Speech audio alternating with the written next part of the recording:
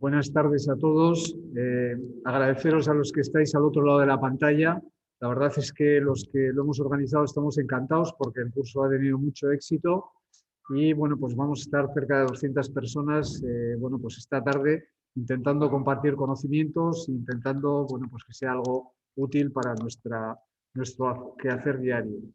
Agradecer también a los ponentes el esfuerzo que ha supuesto el preparar estas presentaciones, el que esté todo actualizado, y intentaremos ser puntuales y que todo se desarrolle conforme al horario previsto para que no se alargue demasiado. Entonces, a mí ya me conocéis, soy Daniel Andía, soy el jefe de servicio de ginecología y obstetricia de la OSI Bilbao Basurto, igual con mascarilla, algunos no me reconocéis. Y bueno, pues daros la bienvenida y vamos a empezar con la primera ponencia que la van a presentar Mari Carmen Nieto y Estíbaliz Ugalde. La primera va a ser Estíbaliz y va a ser cómo se diagnostica el COVID, clínica y técnicas de laboratorio. Ambas pertenecen al servicio de microbiología de la OSI Bilbao Basurto y sin más os dejo con ellas. Gracias.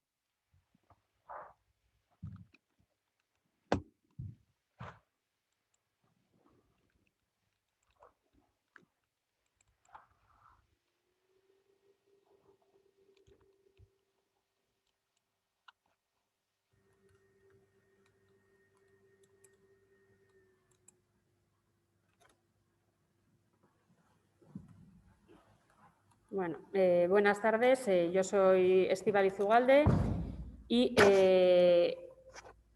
voy a empezar contándoos un poco unas generalidades del virus, ¿no? Del coronavirus. Lo primero, hay que conocer un poco la estructura, tanto la estructura vírica como la estructura genómica. Esto nos va a servir para conocer un poco los fundamentos de las técnicas, ¿no? De las técnicas tanto serológicas como de las de PCR. Bueno, lo primero que tenemos que decir es que el coronavirus es un virus formado por una única cadena de RNA. Esta cadena está envuelta por la nucleocápside, que es esta proteína que vemos aquí, que lo conocemos como proteína N, y luego el virus tiene una envoltura lipídica, que es la proteína E.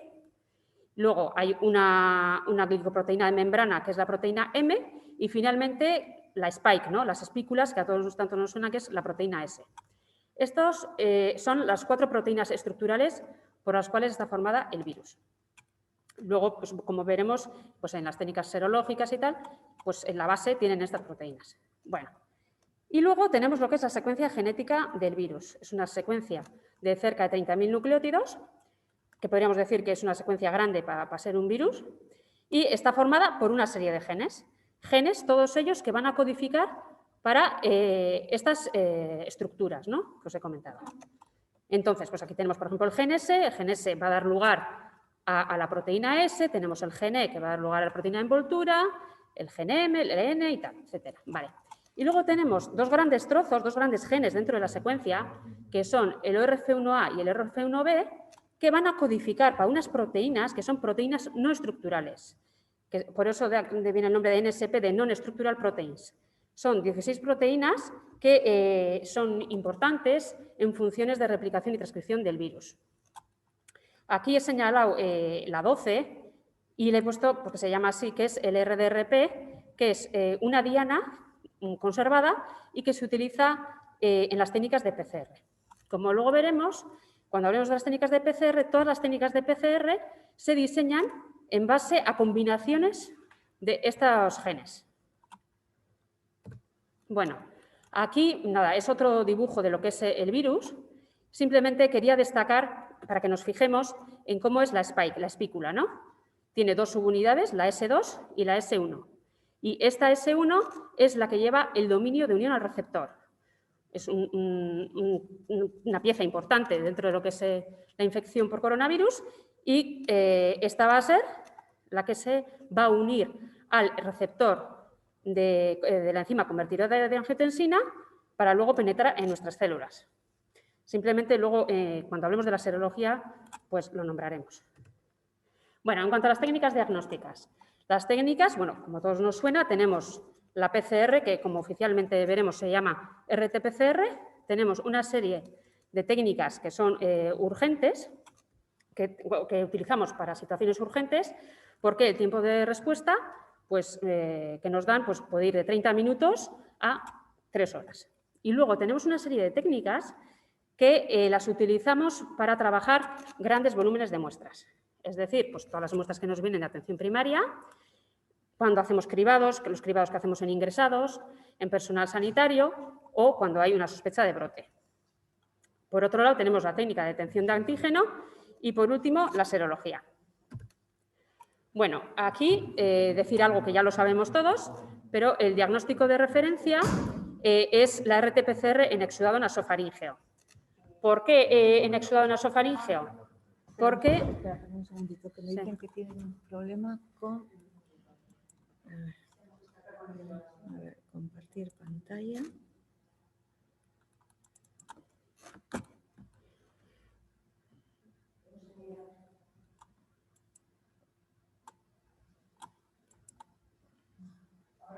Ahora sí, perdonar, ¿eh? ¿Quieres un poquito para atrás? Pues no merece la pena. No merece, no. Vale. Bueno, entonces, como empezaba a decir, el diagnóstico de referencia, como todos sabemos, pues bueno, es la RT-PCR en exudado nasofaríngeo. ¿Por qué en exudado nasofaríngeo? Porque, bueno, se sabe que es una muestra en la que se pueden detectar cargas virales altas del virus y persistentes en el tiempo. Entonces, cuando nos viene la muestra al laboratorio, lo primero que tenemos que hacer es extraer la molécula de ARN que contiene el virus.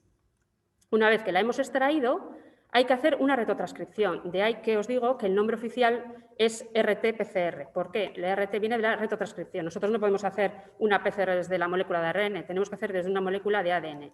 Para ello, esta molécula de ARN la tenemos que retrotranscribir.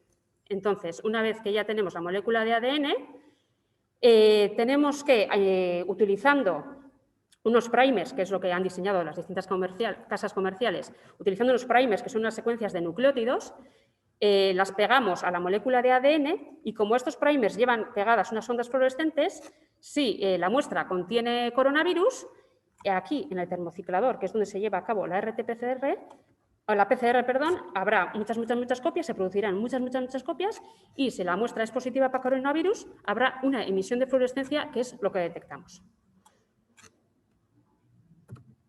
Bueno, aquí os pongo un ejemplo de un resultado de una PCR nuestra. Entonces, como os he dicho antes, las PCRs están diseñadas con combinaciones de varias dianas genéticas, de las que hemos visto en la primera diapositiva, con varias dianas genéticas. Entonces, como os digo, se produce una emisión de fluorescencia en caso de que sea positivo y luego tenemos los famosos CTs, que no es exactamente una carga precisa lo que nos dan, sino que es una estimación de lo que puede ser la carga viral. Entonces, si una muestra tiene alta carga viral, lo detectaremos con pocos CTs. En el termociclador, sin muchos ciclos, en el termociclador al final se suceden una serie de ciclos para que se hagan todas las copias y con pocos CTs, en poco tiempo, detectaremos la carga viral. Si por el contrario la carga viral es baja, necesitaremos muchos CTs en el termociclador para poder detectarlo. Bueno, aquí simplemente, para que os hagáis una idea de un poco de cómo trabajamos, os mostramos una serie de técnicas de PCR. Estas son las que os digo que utilizamos en situaciones de urgencia. A día de hoy, la técnica que más estamos utilizando es esta, que en 30 minutos nos da el resultado. Y como os digo, pues es una técnica que combina varias dianas genéticas, varios genes. En este caso, el ORF1AB y el N. Estos fueron la que diseñaron el CDC chino. Por otro lado, tenemos otra técnica que detecta los genes E y N2 y esta, que dura más en dar el resultado, 3 horas, pues detecta el N1 y N2 que fue diseñada por el CDC americano. Aquí, por el contrario, pues tenemos estas otras técnicas, son equipos ya más grandes, en las que trabajamos las grandes muestras. Esto es un extractor en el que metemos tandas de 94 muestras, aquí se produce la extracción y después aquí la PCR, el termociclador donde se produce la PCR. Hasta hace poquito, por ejemplo, con esta casa comercial, bueno, hemos estado detectando coronavirus con diferentes genes, con 4 genes concretamente, y luego las casas comerciales, cara al invierno, habían producido técnicas que incorporaban, además de coronavirus, gripe y virus respiratorio sincitial, y luego, bueno, pues se ha visto que no ha habido gripe. Pero, bueno, pues en la actualidad estamos trabajando con esta técnica. Y por último, esta es otra técnica que es de Roche, que también nos permite trabajar grandes volúmenes de muestra y que detecta el gen ORF1ab y L. Bueno, esto, bueno, un poco para que nos hagamos una idea, es un poco una aproximación y ver cómo, además de lo que es el exudado nasofaríngeo, podemos utilizar otra serie de muestras que nos pueden ayudar en el diagnóstico. Entonces, primero lo que hay que tener en cuenta es que el periodo de incubación del coronavirus va de 0 a 14 días, se estima que es una media de 5 días, y antes de lo que es el inicio de los síntomas, que lo tenemos aquí, ya podemos detectar alguna PCR positiva. Entonces, con la línea azul tenemos el caso de una PCR en caso de muestra nasofaríngea. Entonces, se alcanzan altas cargas del virus y persistentes en el tiempo, sobre todo el pico se alcanza a la semana y luego ya, pues, a partir de la tercera semana ya se va poco a poco negativizando. Por otro lado, tenemos una serie de muestras también respiratorias, de tracto respiratorio superior, como puede ser el nasal y el faríngeo, que contienen menor carga vírica, generalmente, y que no persisten positivas durante tanto tiempo como el nasofaríngeo. También tenemos el lavado broncoalveolar y el esputo, que también van un poquito en conjunción con el exudado nasofaríngeo, pero que dicen que la PCR permanece positiva durante más tiempo que el exudado nasofaríngeo. Esto nos pasaba mucho en la primera ola, cuando había pacientes que ya venían con bastantes días de evolución clínica, pues que se pedían PCRs en el exudado nasofaríngeo repetidamente y era negativo. Sin embargo, luego se pedía un esputo y este era positivo. Y luego, por último, decir las heces, que se positiviza la PCR un poquito más tarde en el tiempo, pero que, así como el esputo y el lavado broncoalveolar, permanece positiva la PCR durante más tiempo. Vale. Por otro lado, he puesto aquí, es también sacado de un artículo del JAMA, pero no pertenece a estos autores que he puesto aquí en la referencia. Es un trabajo que hicieron con 205 pacientes con coronavirus positivo, a los cuales les escogieron 1.070 muestras más o menos de forma simultánea. Entonces, para hacernos una idea de cuánto nos puede ayudar cada técnica, bueno, cada muestra, decir que para el lavado broncoalveolar la tasa de positividad fue del 93%, para el esputo del 72%, para el nasal del 63%, para el orofaríngeo del 32%, para las heces del 29%, sangre 1% y orina 0%. Decir que, bueno, que un poco más tarde se ha visto que la saliva puede ser una muestra que también nos puede ayudar en el diagnóstico y que la cinética de la carga viral del virus va un poco en conjunción con el exudado nasofaríngeo. Entonces, para todas aquellas pacientes, o pacientes, vamos, en este caso me estoy un poco refiriendo a las embarazadas, en las que estuviera contraindicado la toma nasofaríngea, pues la saliva podría ser una alternativa. Sí que hicimos un estudio aquí en Icastola, en la que cogimos muestra de saliva y nasofaringe al mismo tiempo, y los resultados que obtuvimos, pues la verdad, fueron bastante prometedores. Y hoy en día estamos haciendo semanalmente cribados a personal sanitario de aquí de Basurto en saliva. Bueno, ¿cuáles son las características de la RT-PCR? En resumen, bueno, pues es una técnica con alta sensibilidad y en exudado nasofaríngeo, pues bueno, se estima que es del 85 al 90%. Entonces, hay que tener en cuenta que el hecho de detectar varias dianas al mismo tiempo evita falsos negativos debido a mutaciones. Es decir, si solo utilizáramos una PCR que detecta el gen S, pues ahora con estas nuevas variantes que tenemos, como la variante británica, que en el gen S concentran tantas mutaciones, pues probablemente lo perderíamos.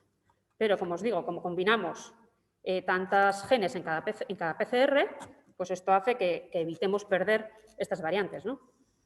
Entonces, luego la sensibilidad de la técnica va a depender de la calidad de la toma de la muestra y luego, como he enseñado en esa gráfica, va a variar en función del momento y del tipo de muestra. Hay que tener en cuenta también que en pacientes asintomáticos, si la toma se realiza entre 0 a 4 días desde el contacto, la sensibilidad es baja por debajo del 80%. Y luego, hay que tener en cuenta que puede variar en función de la técnica de PCR. Esto sobre todo, a ver, que al final cada técnica tiene un límite de detección y sobre todo en muestras en las que la carga viral no es muy alta, puede haber pequeñas variaciones entre una técnica y otra. Y luego la especificidad es alta, del 99,5%, y hay que tener en cuenta que el hecho de detectar nuevamente varias dianas al mismo tiempo, evita falsos positivos. Es decir, como detecto en una muestra el gen N, además detecto el gen S, por ejemplo, y el gen N, pues esto hace que me lo confirme como 3 veces, ¿no? Inconvenientes, bueno, que no permite discriminar entre una infección activa y una infección resuelta, que una PCR sea positiva no quiere decir que el virus esté vivo, y luego puede haber falsos positivos por contaminación en el laboratorio. Al final, pues bueno, trabajamos mucho volumen de muestras y siempre pues, una muestra negativa se puede contaminar con una positiva y demás. Bueno, en cuanto a las técnicas, ya hemos terminado con la PCR, tenemos luego la detección de antígeno. La técnica de detección de antígeno hemos estado utilizando en pediatría, en urgencias y en atención primaria. A día de hoy ya solo estamos utilizando en atención primaria.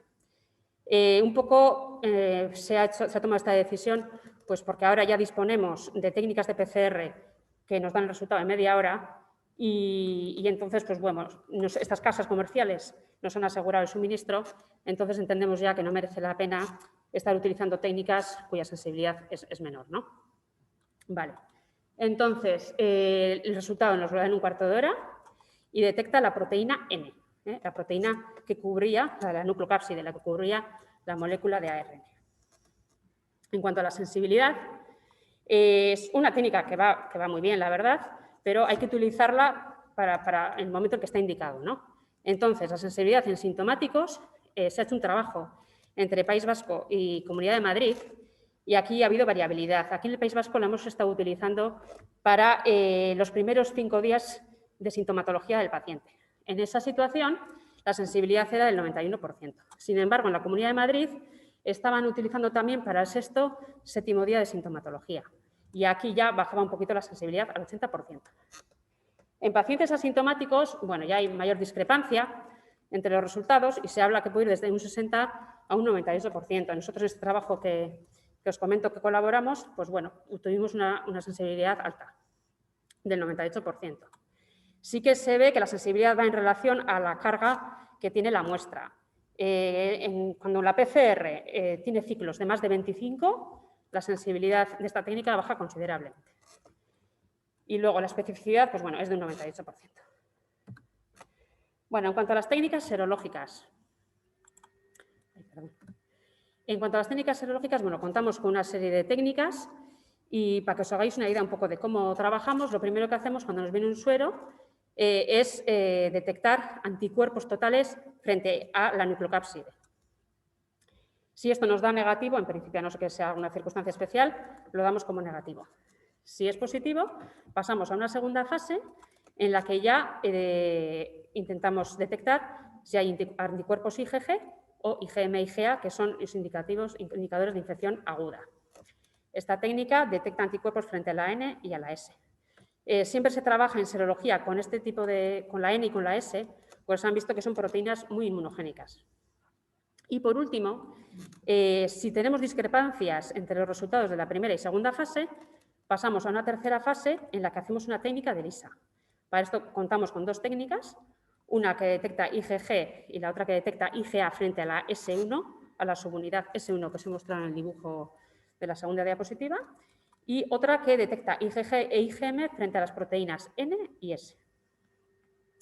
Por último, hace poco Roche ha desarrollado en colaboración con Moderna una técnica cuantitativa que detecta anticuerpos frente al RBD, frente al dominio de unión al receptor que está presente en la subunidad S1. Cuando pedimos una técnica de serología, lo primero que tenemos que tener en cuenta es cuál es el objetivo, ¿no?, de la solicitud que hacemos. Porque la serología la podemos utilizar para distintas cosas. Una, como apoyo en el diagnóstico, pues cuando tenemos discrepancias, tenemos sospecha clínica de que un paciente sea coronavirus positivo y la RT-PCR continuamente es negativa, o cuando, por el contrario, pues tenemos discrepancias entre las distintas técnicas de PCR. En esa situación nos va a servir la serología de apoyo. Por otro lado, también podemos utilizar la serología con estudios de seroprevalencia, ¿no? A ver cuánta gente ha pasado coronavirus. Entonces, en estas 2 situaciones, podemos utilizar las técnicas que detectan anticuerpos tanto frente a la N o frente a la N y S. Sin embargo, cuando ya queremos para otras cosas, estas técnicas anteriores no nos sirven.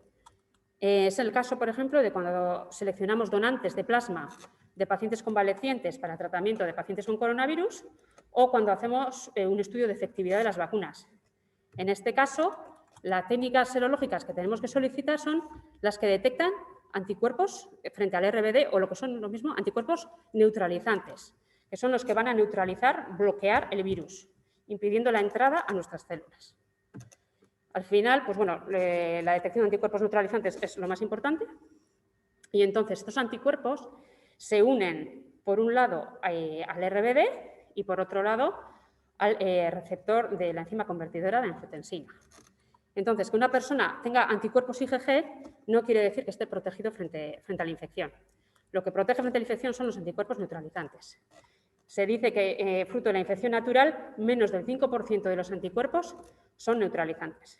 Entonces, ahora es lo que estamos viendo un poco con algunas reinfecciones que están sucediendo. El problema es que no se sabe cuánto tiempo duran estos anticuerpos neutralizantes. Se habla de 3 meses, ahora ya se está hablando de 4 meses. Entonces, hemos tenido algún caso pues, de un paciente que se contagió, que tuvo coronavirus en octubre y ahora se ha reinfectado por la cepa británica.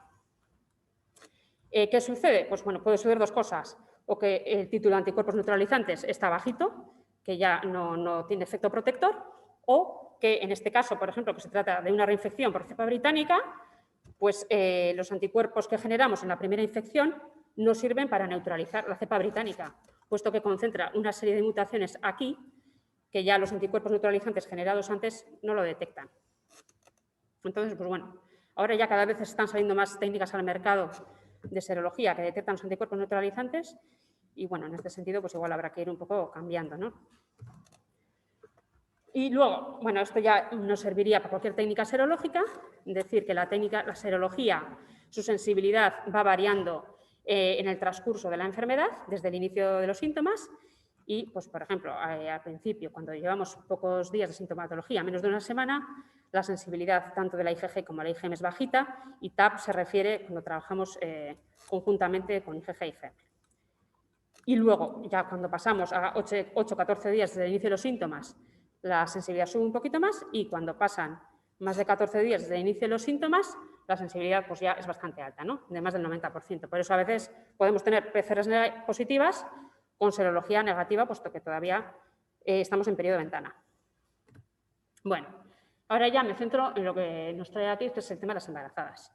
Yo de la transmisión horizontal no voy a hablar, puesto que, bueno, al final pues un neonato se puede contagiar de coronavirus pues, como cualquier persona de la población, ¿no? Entonces, en lo que nos vamos a centrar es en la transmisión vertical. Bueno, aquí brevemente decir que es un trabajo publicado en New England, que ya lo hacemos, pero bueno, de la importancia que tiene el tomar una toma nasofaringea cuando una paciente viene a dar a luz. Entonces, un trabajo que hicieron en un hospital de Nueva York y se vio que de 215 pacientes que fueron a dar a luz, 211 no presentaban síntomas, pero 29 de ellas la PCR fue positiva. Es decir, un 13,5% de las pacientes que acudieron, eran asintomáticas con resultado positivo para PCR. Bueno, aquí simplemente mostrar pues, que desde que empezó la pandemia pues, hay muchas publicaciones sobre transmisión vertical. Muchas pues, no se concluye gran cosa. Algunas pues, porque no han cogido muestras del neonato, otras porque han cogido muestras del neonato, pero sin embargo no han cogido muestras de placenta ni líquido amniótico. Entonces, pues hay mucho artículo como que describe posibles casos, probables casos. Yo he hecho una selección de 3 casos que me han parecido un poco igual los más gráficos. El primer caso, que es como el más de libro que he publicado, es un caso de transmisión transplacentaria que ocurre en el tercer trimestre. Sucede en Francia en marzo de 2020 y es una embarazada de 35 semanas que presenta sintomatología de 2 días de evolución con fiebre, tos y expectoración. Le hacen una PCR en nasofaríngeo, sangre y vaginal, que son las 3 positivas. Se le practica una cesárea porque la frecuencia cardíaca fetal debería ser categoría 3 y cogen muestras de líquido amniótico y placenta para PCR siendo ambas positivas.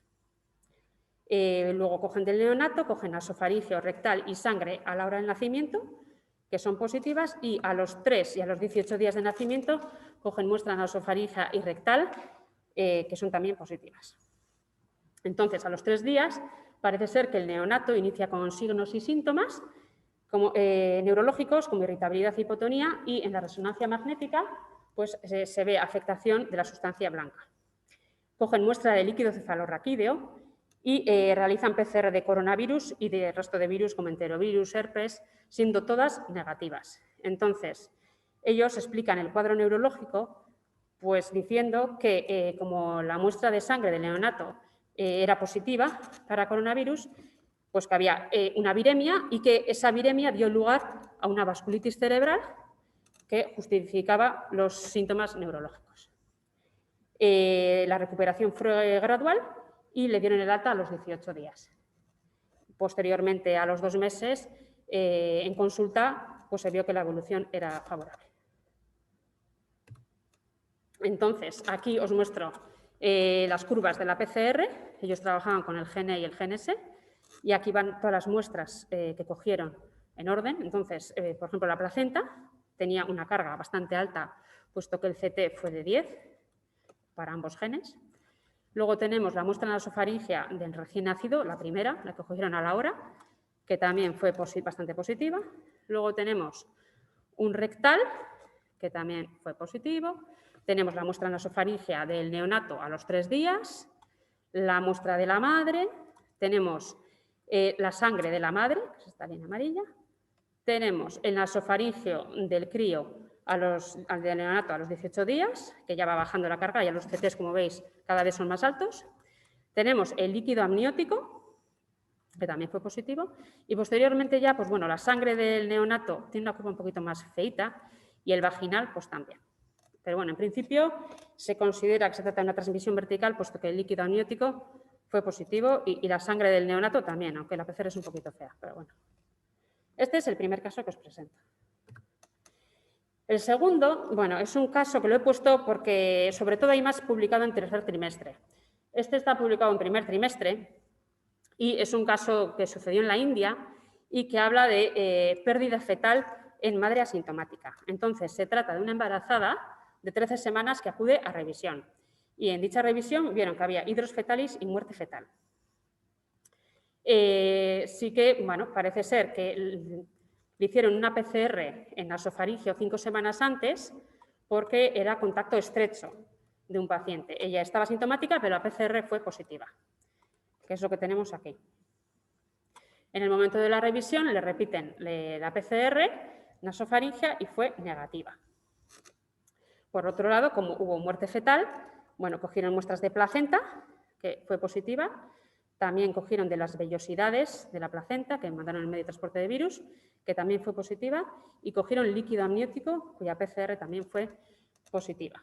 Entonces, aquí, como fallo, pues bueno, no cogieron muestras fetales, o sea, hicieron una autopsia, pero al parecer no cogieron muestras fetales del niño, con lo cual no podemos certificar o afirmar que se trata de una infección fetal, pero todo apunta a que sí, puesto que la PCR en líquido amniótico fue positiva. Sí que descartaron, hicieron serología de TORCH y, bueno, descartaron algunas aneuploidías que dan lugar a hidros fetalis y, bueno, en principio, pues ellos apuntan a que la causa fue el coronavirus.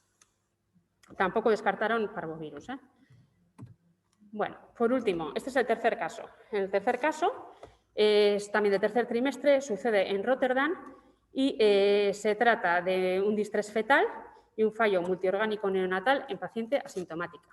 Se trata de una embarazada de 31 semanas que acude por falta de movimientos fetales los 2 días previos. Refiere que 5 días antes había estado con malestar general, mialgias y fiebre. Vieron que había signos de distrés severo fetal y le practican una cesárea de urgencia. El neonato fue intubado y pusieron ventilación mecánica. Comenzó con signos de fallo multiorgánico, con elevación de creatinina y enzimas hepáticas y cardíacas y hemorragia intraventricular bilateral. Como este cuadro clínico le recordó a un síndrome inflamatorio multisistémico, trataron con corticoides e inmunoglobulinas, además de, bueno, con óxido nítrico, agentes inotrópicos y demás. Aquí, en esta tabla, pues se muestran todas las muestras que se cogieron tanto a la madre como al neonato en el transcurso de 11 días desde el ingreso. Aquí la muestra de sangre de la madre fue positiva, la orina también, el nasofaringeo, el exudado vaginal. A los días repitieron tomas nasofaringeas que fueron positivas, el vaginal también, sin embargo en heces fue negativa, leche materna negativa. Cogieron muestras de placenta tanto del lado materno como del lado fetal que fueron positivas. No cogieron líquido amniótico y sí que del neonato cogieron sangre de cordón umbilical que fue negativo, sangre, esputo, nasofaringeo, orina, heces. Todas las muestras, todas las PCRs de las muestras del neonato fueron negativas. Entonces, ¿cómo explican esto los autores? ¿Qué ha sucedido aquí? Bueno, según ellos, coronavirus dio lugar a una inflamación de la placenta. Aquí muestran un dibujo de una placenta sana y aquí el dibujo de una placenta inflamada. Entonces, aquí dicen, es una situación patológica de una placenta inflamada con depósitos de fibrina. Todas estas rayas naranjas que se ven aquí pues son depósitos de fibrina inducidos por la presencia de coronavirus. Entonces, el hecho de que la placenta estuviera inflamada pues hizo que provocara una disfunción en la misma. Esta disfunción dio lugar a que el intercambio de gases entre madre e hijo pues, no fuera la adecuada y que el desarrollo del neonato pues, no fuera el correcto, dando lugar a este distrés fetal. Sí que el distrés fetal parece que sí que lo asocian con coronavirus o coronavirus con distrés fetal. Por último y última diapositiva, es un artículo que se ha publicado por unos obstetras de Toronto y en colaboración también con otros del Instituto Karolinska y bueno, del norte de Europa. Y entonces, bueno, yo creo que está bastante bien, es un sistema de clasificación y dan una definición de caso de SARS-CoV-2 en paciente embarazada, feto y neonato. Entonces ellos clasifican, hay una serie de tablas y lo clasifican, dan unos criterios para clasificar en infección congénita con feto muerto, infección congénita con feto vivo, infección neonatal adquirida intraparto o infección neonatal adquirida postnatalmente. Y yo, por mi parte, he terminado. Gracias.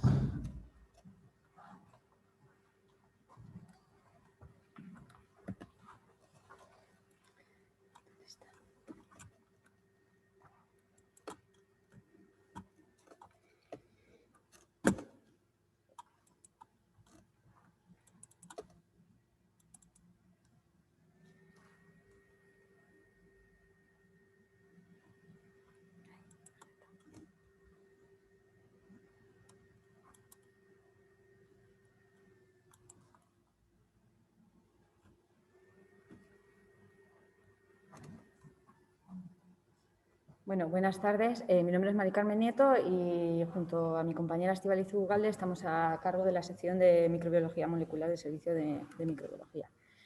Bueno, voy a intentar ser breve. Hemos hecho un pequeño análisis de los casos que ha habido en nuestro hospital de embarazadas con coronavirus. Entonces, hemos hecho el análisis a partir de las solicitudes de PCR que se han hecho del servicio de ginecología y obstetricia. Entonces, en un año hemos hecho un total de 3.066 PCRs en embarazadas. Hemos tenido 5 casos indeterminados o inválidos que mandaron nueva muestra. Uno se confirmó positivo, los otros 4 negativos. Y 39 casos positivos, que suponen un 1,3%.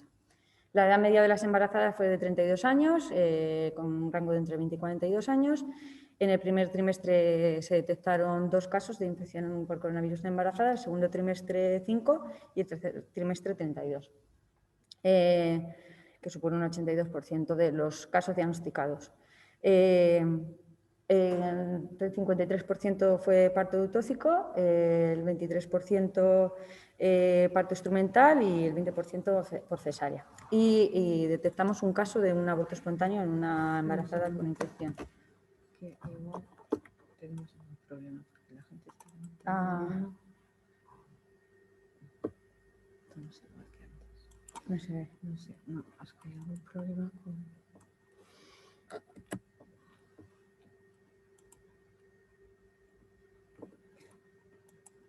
Vamos aquí.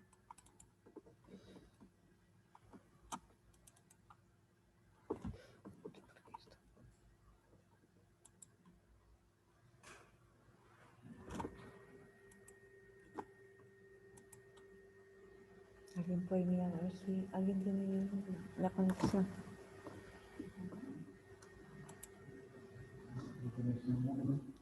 No sé la presentación. Eso fue antes. Ahora, ¿alguien ¿Alguien nos puede confirmar si ahora se ve bien?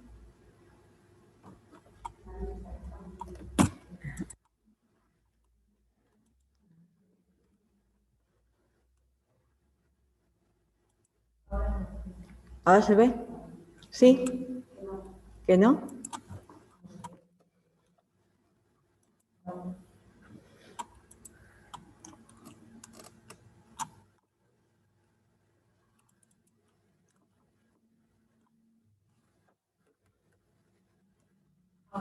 Ahora sí.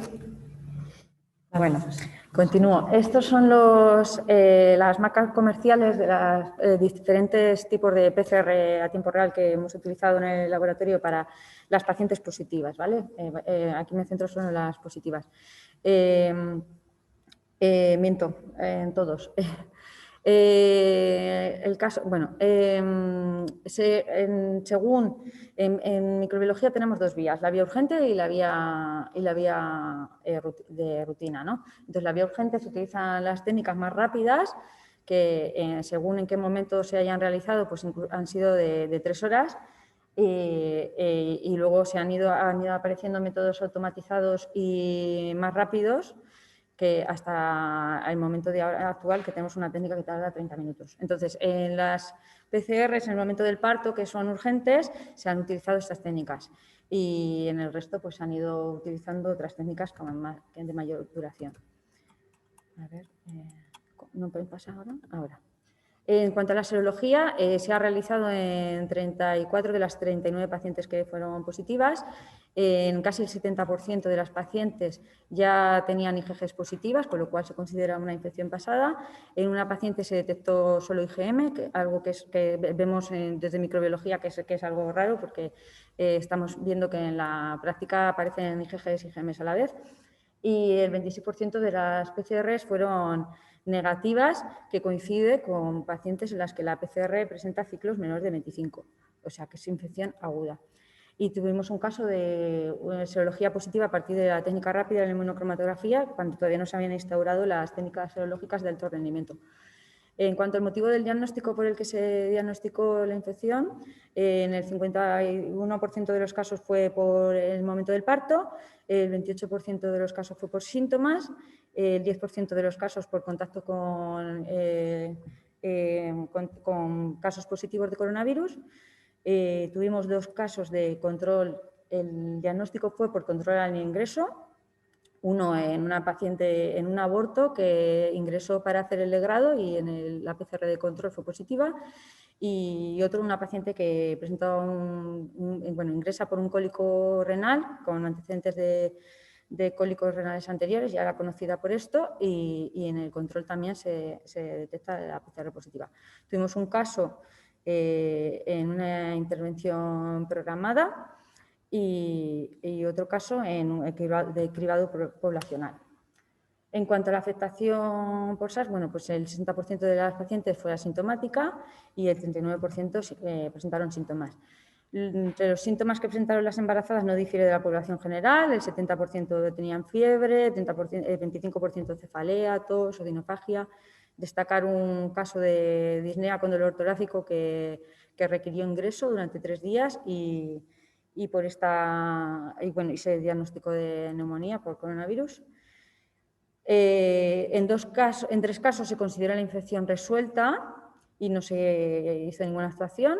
2 casos requirieron ingreso, el caso que he contado de diagnóstico de neumonía, y otro caso de una paciente que tenía factores de riesgo de padecer una infección grave por coronavirus y se ingresó para control también durante unos 3 días, que tenía diabetes mellitus y obesidad. En cuanto al resto, pues tuvieron un aislamiento domiciliario.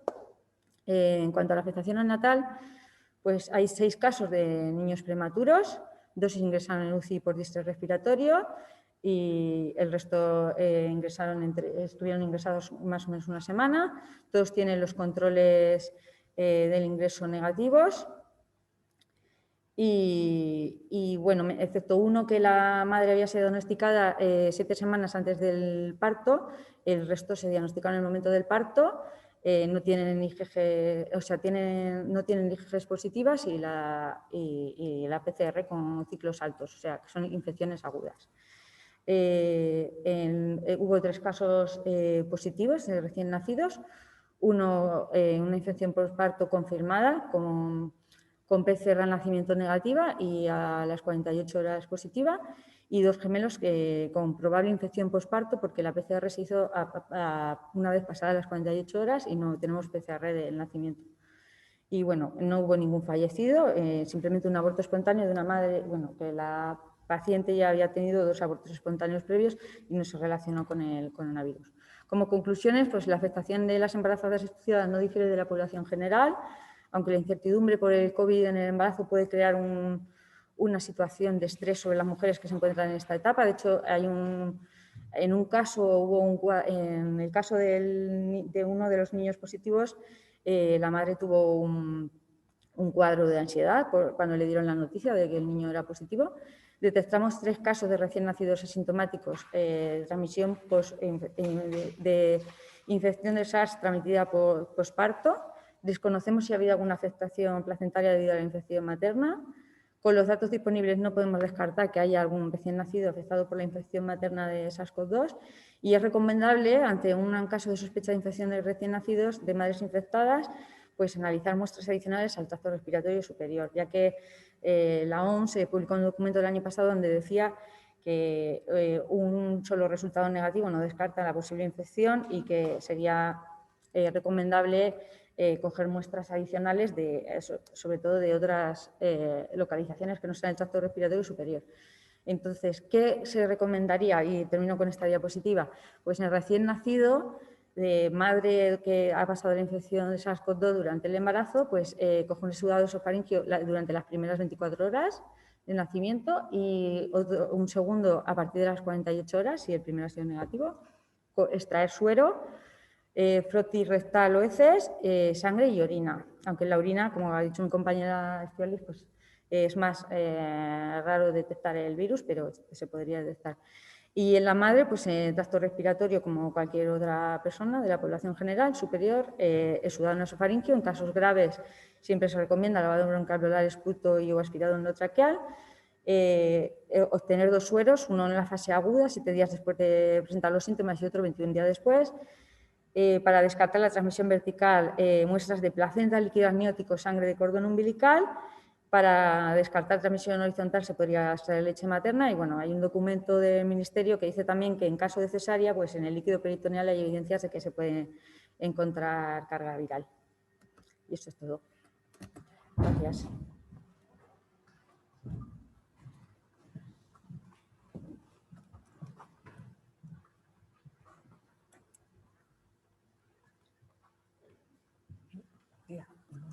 No finalices eso, sí que no.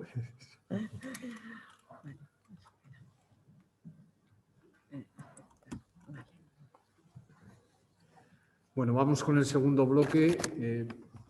Vamos un poco retrasados, a ver si podemos ganar tiempo, si no quitaremos de la discusión.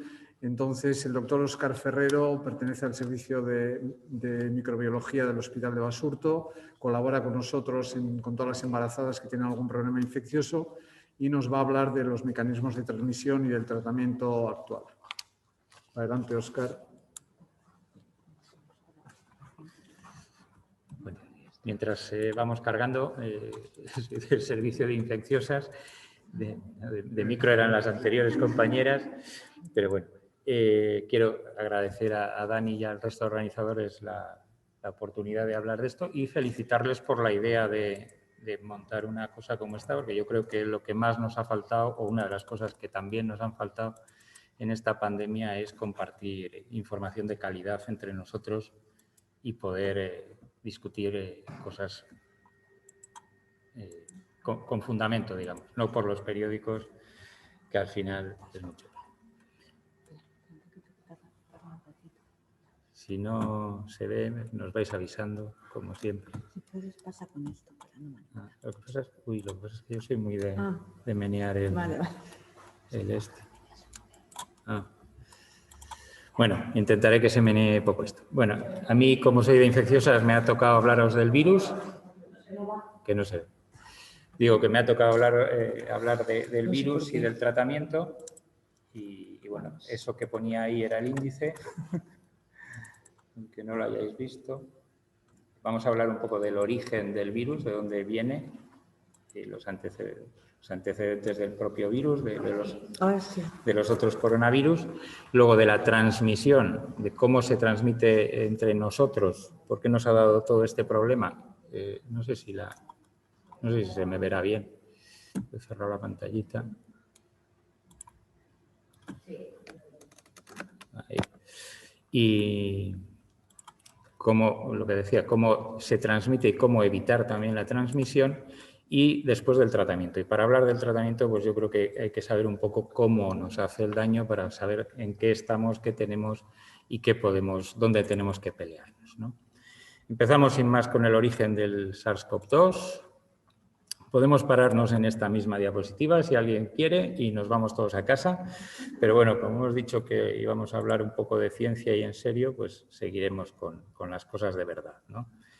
Ya Estíbaliz ha comentado un poquitín cómo son los coronavirus. Los coronavirus son una familia muy grande, muy amplia de virus que normalmente afectan a animales. Casi todos los animalillos tienen sus coronavirus que les afectan, fundamentalmente mamíferos pequeños, también reptiles, aves, casi todos. Y algunos de ellos han adquirido la capacidad de pasarse a las personas. Luego veremos quiénes son. Generalmente producen cuadros respiratorios, la mayoría resfriados comunes, infecciones respiratorias leves, pero algunos, como este de ahora, también han sido capaces de dar infecciones respiratorias graves, ¿no? Como el SARS-CoV, que es el primo hermano de este, y el MERS, que es el síndrome respiratorio de Oriente Medio, que sería un primo segundo del SARS-CoV-2, que también puede dar cuadros muy graves. El coronavirus nuevo, como ya había uno muy parecido, se ha llamado 2, y COVID, de Coronavirus Disease, en inglés 19, es la enfermedad, ¿vale? Para distinguir. Ya ha dicho también Estíbaliz que lo importante del virus, aunque no sé si en ese momento se veía, lo más característico son las spikes, las cositas estas que tenemos aquí arriba, la proteína S, que es lo que se va a unir al receptor AC2 para entrar en las células humanas, y que además le dan, abajo a la izquierda lo veis, esa característica de forma de corona, que es lo que le da el nombre a toda la familia. El receptor AC2 en el humano a nosotros nos sirve para regular la presión sanguínea, él lo utiliza para entrar y está prácticamente en todas las células del organismo, fundamentalmente en pulmón, arterias, corazón, pero también en riñón, intestinos, cerebro, testículos y algún sitio más. Decíamos que de dónde viene. Bueno, pues los coronavirus, la característica que tienen es que al juntarse dos coronavirus distintos en un mismo animal, en este caso, son capaces de recombinarse, tienen la capacidad de recombinarse y de compartir material genético de manera que se adaptan de una manera distinta, ¿no? Normalmente los 7 coronavirus que había antes de este, que los tenéis allí a la derecha y que afectan al humano, han dado el paso, casi todos pensamos, a través de un huésped intermedio, que sería donde se han recombinado. Veis ahí que el origen fundamentalmente son murciélagos y roedores, mamíferos pequeños en general. Si nos quedamos con estos de aquí, con el SARS-CoV y con el MERS, estos, ahí abajo, ahí veis a la derecha, empezamos por la derecha del todo, el MERS-CoV, que sería el primo segundo, viene del murciélago, y la recombinación o el paso intermedio se supone que ha sido, no, este sí se sabe, ha sido en el dromedario. Y de ahí es cuando es capaz ya de dar el salto al humano y de infectar al humano. El de en medio, que es el SARS-CoV, el primo, primo hermano del SARS-CoV-2, hace lo mismo, también parte de los murciélagos y llega al humano a través de la civeta. Este es el que desapareció solo porque no fue capaz de adaptarse y de seguir transmitiéndose entre nosotros. Entonces, por eso, con estos antecedentes, la idea que teníamos de inicio era que a través de algún otro mamífero pequeño haya pasado el SARS-CoV-2 al humano. Por eso se le echó un poco la culpa al pangolín, porque el pangolín tiene un RBD que ha comentado antes las compañeras de micro, el punto de unión al AC2, muy parecido al que tiene este SARS-CoV-2. Pero las últimas cosas que han salido, del Nature Microbiology de noviembre del año pasado, parece que han encontrado un tipo de murciélagos de herradura, que tienen ya un SARS-CoV-2 prácticamente exactamente el que tenemos, el que nos está dando la pandemia, y que parece que venía circulando en formas similares o muy parecidas a la actual en murciélagos de este tipo, como os digo, durante al menos 40 años, dicen. Entonces, bueno, pues todavía tenemos la duda de dónde viene, ¿no? Si ha sido directamente del murciélago, que ha evolucionado dentro de él a través de varias recombinaciones para poder saltar, o a través del pangolín. En cualquier caso, sea directamente del murciélago o a través del pangolín o cualquier otro bichejo intermedio, el problema, ¿cómo se ha originado? Pues se ha originado así, pues a través del contacto, sea el uno o sea el otro, a través del contacto directo con estos animales que ya tienen el SARS-CoV-2, digamos, inicial. Hay un primer contacto con el humano, de esa recombinación genética, hay un primer contacto con el humano que se supone que fue en otoño del 19 en la provincia, no en el mercado, sino en la zona de Wuhan, probablemente en zonas rurales, y después se va adaptando dentro del propio humano, va empezando a transmitirse primero en zonas pequeñas, digamos, y luego cada vez más hasta llegar a donde todos sabéis que ha llegado.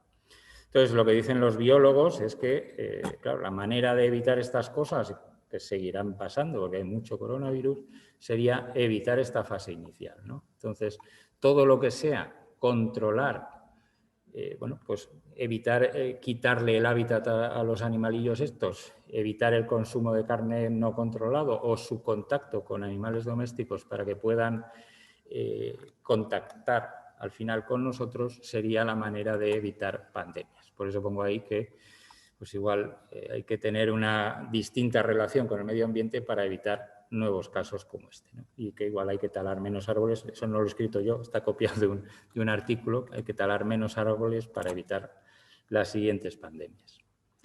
Bueno, una vez dicho esto, ¿cómo se transmite entre nosotros?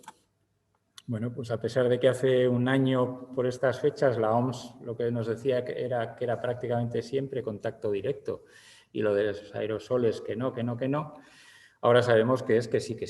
Es decir, el contagio, la transmisión es fundamentalmente aérea, es un virus neumotropo, su idea es entrar a través de las mucosas de vía respiratoria y al pulmón, y la transmisión más eficaz es a través de aerosoles.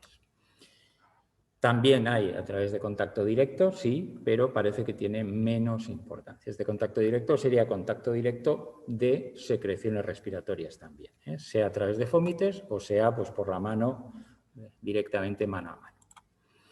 Lo de los aerosoles, ¿cómo va? Bueno, lo de los aerosoles son las...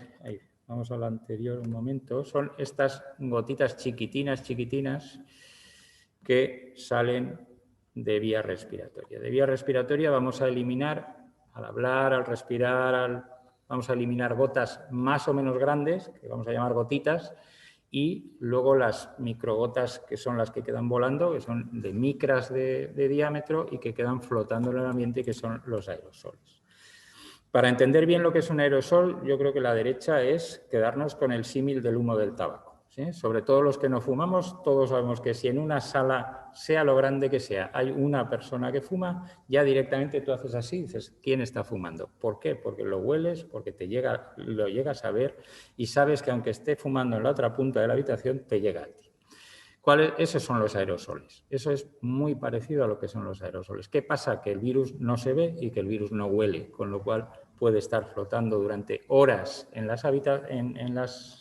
el aire y llegar al no infectado e infectar. Como os pongo ahí, cuanto más tiempo y cuanto más humo, cuanto más virus en este caso, peor, ¿eh? No sé si ya os acordáis de los bares de antaño, de antes de dejar de fumar, ¿cómo eran aquellos? Bueno, pues lo mismo, cuanto más cerrado y cuanto más gente y cuanto más humo, peor. Os pongo ahí, ¿cuándo se liberan los aerosoles? Solo por respirar estamos liberando aerosoles. Si hablamos, se multiplicará, dicen que por 10, pero bueno, mucho más, y al cantar o al gritar es muchísimo más eficaz. ¿Riesgo de transmisión entonces? Pues de lo pequeño a lo grande, de lo que tiene poco riesgo, aquí arriba a la izquierda, el verde este, sería con mascarilla, se me va el este, con mascarilla, en silencio, contacto breve y estar en aire ambiente. Eso es lo que menos riesgo tiene. ¿Qué es lo que más riesgo tiene? Lo contrario, aquí.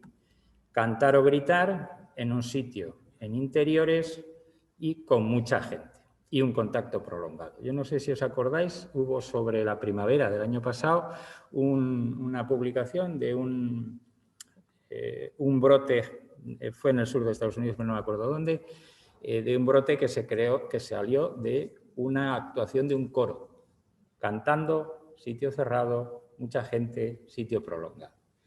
Hubo hasta muertos y por eso al final yo creo que salió por todas partes. Y ahí fue cuando la OMS empezó a darle vueltas, bueno, la OMS y los epidemiólogos y todo el mundo, a darle vueltas a que aquello no era contacto directo, evidentemente. Entonces, aerosoles. Este de aquí, si queréis, el coro sería esta esquinita de aquí abajo. Joder. Esta esquinita de aquí abajo. Este, por ejemplo, al aire ambiente y tal, pero mucha gente cantando, gritando, serían los del derbi del Real Madrid y el Atlético de Madrid el otro día. En la calle, sí, pero mucha gente gritando. Tal. Sabiendo cómo se transmite, ¿qué modo tenemos de evitar la transmisión? Bueno, pues yo creo que todo el mundo tiene que tener claro que la mascarilla reduce la emisión de aerosoles y reduce la transmisión vía aérea. Es lo que hemos dicho antes. Aquí tenemos un infectado que está hablando con otra gente. Van a salir gotas grandes que caen, que no duran mucho flotando, en 1,5 metros, 2 metros. Por eso lo de la distancia social se supone que caen al suelo y no vamos a poder contagiarnos. Quizás ahí podría haber algo de contacto directo, depende de dónde caigan y cuándo lo toquemos. Pero van a salir también las gotículas pequeñas, los aerosoles que van a poder entrar. Si llevamos mascarilla, nos va a filtrar, desde luego, todas las gotas gordas y gran parte del aerosol. Y si es el paciente, es el enfermo, aunque esté asintomático, el que lleva la mascarilla, va a reducir prácticamente el 100% de la gota gorda y en gran parte los aerosoles. Con lo cual reducimos la transmisión aérea. Entonces, para evitar aerosoles, en resumen, la mascarilla, la ventilación, evitar los espacios cerrados, abrir ventanas, y la distancia social, lo que hemos dicho del 1,5 metros, 2 metros de la gota gorda. Y para evitar la transmisión indirecta, que repito que es mucho menos importante, lavado de manos y limpieza de superficies que se hayan podido contaminar con secreciones respiratorias.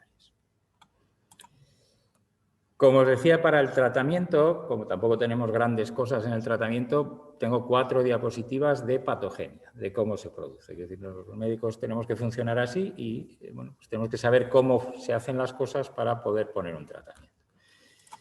Esta gráfica seguro que la habéis visto en diferentes formas y maneras. Primero teníamos 2 fases, ahora ya tenemos 3 y seguramente nos vayan saliendo más.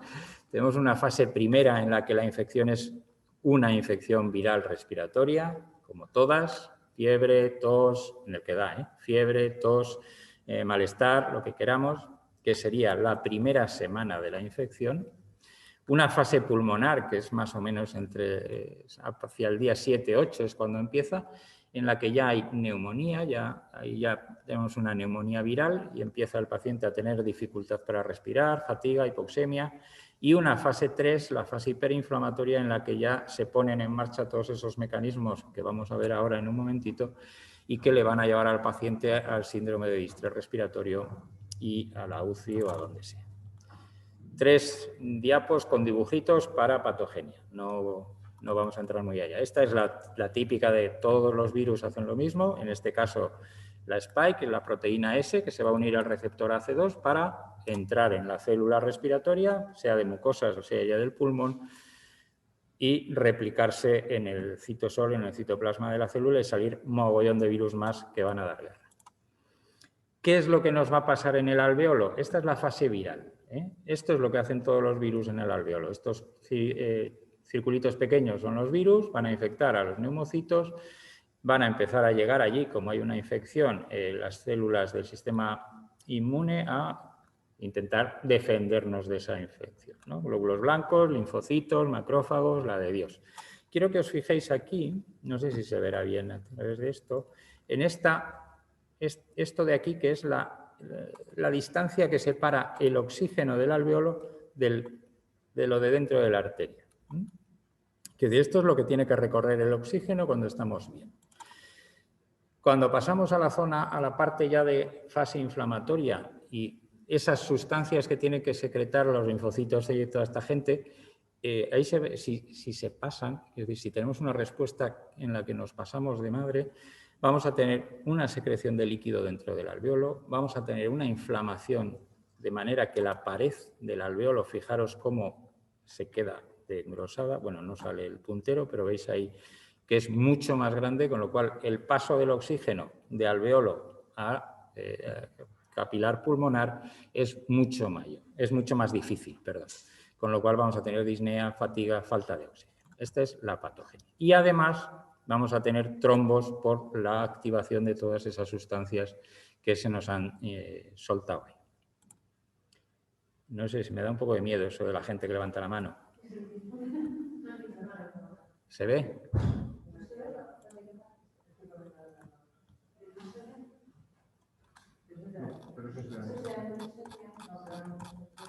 Sigue sin verse, dicen 4:35. Ah, vale. Pues entonces, ahora no sé cómo se quita esto. Bueno, yo sigo. ¿Seguimos? Vale. Bueno, pues sabiendo un poco cómo es el problema, quiero decir, la patogenia, ahora no funciona esto. Podemos darle un poco más de cosas un poco más de datos a esta gráfica, ¿no? Tenemos entonces en la fase viral que vamos a tener los síntomas típicos de virus respiratorio y vamos a tener unas alteraciones de laboratorio que van a ser, bueno, pues en principio leves, ¿no? En la fase pulmonar ya tendremos fatiga, podremos empezar a tener hipoxia, falta de oxígeno en la sangre y ya tendremos una radiografía alterada y más problemillas de laboratorio. Y en la tercera fase es cuando se va a producir, bueno, pues el síndrome de distrés respiratorio, podemos tener fallo cardíaco, SOX, la de Dios, y tendremos la elevación en la analítica de los marcadores de inflamación que estamos todos buscando ahora en las infecciones por COVID. La proteína C reactiva, la LDH, la interleuquina 6, el dímero D y la ferritina. ¿Qué vamos a poder hacer entonces? Bueno, pues tendremos para esa primera fase del virus antivirales, para la segunda fase antiinflamatorios y para todo el rato heparina. La heparina hay que darla desde el principio hasta el final y probablemente a dosis más altas de las que estamos acostumbrados. No voy a decir nada más de la heparina y por eso lo he dicho ahí. Tratamiento antiviral. Bueno, pues los que hayáis pasado esto el año pasado os acordaréis de las cosas que utilizamos. Algunos nos hemos tomado alguna cosa de esas. De las que están a la izquierda, pero bueno, luego la medicina es así y la ciencia es así y tenemos que buscar evidencia y fundamentalmente a través de ensayos clínicos muy grandes como el Solidarity, que es el patrocinado por la OMS en el que hemos participado este hospital, o el Recovery, que es prácticamente todos los casos de Gran Bretaña los tienen ahí recogidos. Las agencias reguladoras, tanto la FDA como la EMA, pues, han ido diciéndonos qué cosas van y qué cosas no van, ¿no? De manera que hemos ido eliminando prácticamente todas esas cosas que utilizábamos antaño, demostrándose. En el último, el del plasma de convaleciente, no tenía que haberle puesto la X, porque todos los anteriores está demostrado que no funcionan y en el plasma de convaleciente lo que no está demostrado es que funcione todavía. Quiero decir, pero hay datos que no están claros y está pendiente de que salga un estudio en condiciones que nos diga que sí o que no. Entonces, esa última cruz me he pasado yo, ¿vale? ¿Qué nos queda como antiviral entonces ahora mismo? El remdesivir. ¿Y el remdesivir qué hace? Bueno, pues no disminuye la mortalidad, no sirve en pacientes muy graves, que tienen pacientes de UCI, en pacientes que, bueno, ni siquiera en los de UCI, no va a servir, pero lo que sí ha demostrado es que disminuye el tiempo hasta la recuperación. Eso es lo que ha demostrado y no ha demostrado nada más. Entonces, como antivirales tenemos poquita cosa, ya veis. Como tratamiento antiinflamatorio, bueno, pues tenemos la dexametasona, que es por ahora lo único que en estudios en condiciones, tiene evidencia de reducción de mortalidad. Y que es al revés que el remdesivir. Este sirve cuando el paciente está fastidiado. Es decir, un paciente que no tiene necesidad de oxígeno, que no tiene, es decir, que si no estamos con hipoxemia y tal, no está grave, digamos, por lo menos moderado, no tiene utilidad. Pero sí ha demostrado reducir mortalidad en pacientes que sí requieren oxígeno e incluso ventilación mecánica y tal, o sea, en los graves. Y este está publicado, veis ahí, hace un mes, justo en el New England. Sin publicar todavía, pero pendiente de hacerlo y que también sale del recovery, igual que lo de la dexametasona, el estudio que hemos dicho antes de los británicos, está el tocilizumab. El tocilizumab también ha demostrado mejoría de supervivencia y mejoría de pronóstico en pacientes muy graves. Este también en pacientes, bueno, los que decíamos de la fase inflamatoria, que necesitan o bien oxígeno a altas dosis o bien intubación o lo que sea. Y esto es independiente del corticoide, es decir, que se pueden poner juntos y de hecho es como los usamos. Está ahí publicado en un MED-RX de estos, que es todavía pendiente de valoración por pares y probablemente para publicar, pues, si todo va bien, en este mes que viene. Y luego nos quedan otros del tipo de tocilizumab. Bueno, estos son inmunomoduladores, el tocilizumab yo creo que era de la artritis reumatoide, si no me equivoco, no me acuerdo ahora bien. Y hay otros parecidos al tocilizumab, el baricitinib, que se ha utilizado bastante en bastantes hospitales, por ejemplo en Txagorritxu usaron bastante el baricitinib. Nosotros estamos ahora participando también en un estudio español grande, el PANCOVID, que incluye el baricitinib en sus ramas. Entonces, este está todavía por demostrar que funcione o no funcione. La ventaja que tendría frente al tocilizumab es que es oral, se puede dar oral. El sarilumab es prácticamente igual que el tocilizumab, pero se ha usado menos y no hay estudios concluyentes que digan que sí o que no. Hay algunos que dicen que sí y otros que dicen que no, de hecho. Y eso es lo que hay de tratamiento ahora mismo. Eso es lo que tenemos. El tratamiento del COVID lo tenemos fácil, tenemos poco. Futuro. Bueno, pues en futuro tenemos fundamentalmente antivirales. Y lo que estamos buscando, lo que están buscando las compañías para vendernos es antivirales orales, del tipo del Tamiflu de la gripe, que os sonará. Entonces, el que está más cerca de funcionarnos y de salir es el molnupiravir, que es un análogo de los ribonucleósidos, bueno, es igual, que sirve para inhibir virus RNA y que lo que hace es inducirle lo que pone ahí, un error catastrófico viral. Quiero decir, ¿qué hace? Le provoca errores en la replicación, de manera que los virus que van a producirse van a ser inviables y va a llegar un momento en que ni siquiera se van a poder replicar. O sea, le bloquea por mutación, ¿vale? También el tratamiento es igual que el Tamiflu, 5 días, 1 cada 12 horas y bueno, hay estudios todavía fase 2, yo creo que son, que muy pocos pacientes, pero parece que funciona bien. Evidentemente sería para la fase viral, para la fase primera, ¿vale? Y luego del mismo estilo hay otros que están un poco más atrasados, todavía en fase 1, el upamostat, este ha salido como adyuvante en el cáncer de páncreas, pero bueno, parece que tiene actividad antiviral. El favipiravir, lo están usando los japoneses desde hace unos años para la gripe, es parecido al otro, es un paravirus RNA. Y que es el más nuevo, el opaganib, parece que tiene función también como antiinflamatorio, además de antiviral. Veremos. Pero bueno, que la idea de las compañías es sacar orales para fases muy precoces. Y luego la otra parte son los anticuerpos neutralizantes. Los anticuerpos neutralizantes están saliendo para todo prácticamente y la idea es pues todo el rato pegarnos con la spike, con la proteína S, ¿no? Entonces la idea es crear en laboratorio, o sea, sintetizar anticuerpos monoclonales que se van a unir a partes de esa proteína S, a partes de la spike, de manera que le van a bloquear, no va a poder entrar, no va a poder unirse al receptor AC2, no va a poder entrar en la célula, bloqueamos la infección antes de que haga el daño. Por ahora hay 2 parejas.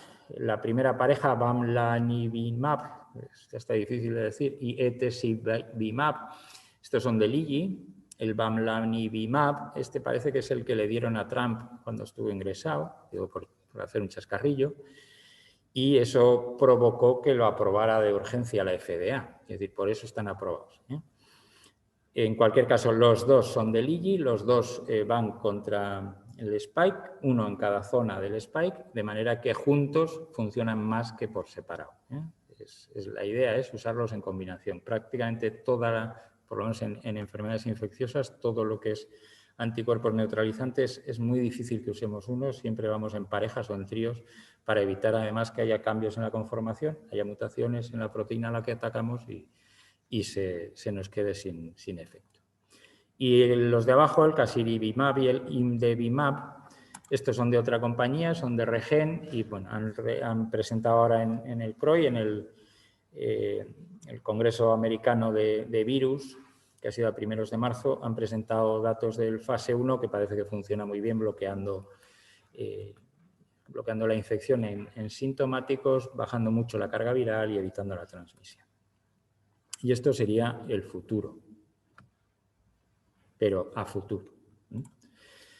Y termino con las cosas que hay que llevarse a casa, las cosas que tenemos que recordar, que es una enfermedad de muy alta transmisión fundamentalmente aérea, los aerosoles, que muchos enfermos no van a tener síntomas, pero sí transmiten el virus. No hemos hablado de clínica, pero hay un 40% mínimo de asintomáticos que sí van a transmitir, que no tenemos un tratamiento probado eficaz como antiviral aún, solo tenemos la dexametasona y el toci, esperando que nos lo confirmen para los muy graves.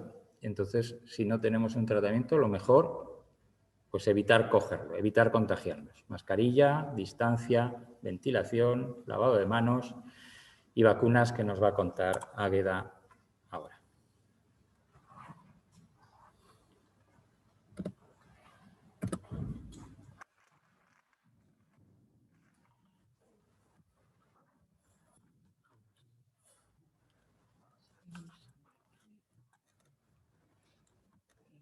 Bueno, gracias, Óscar, por la actualización.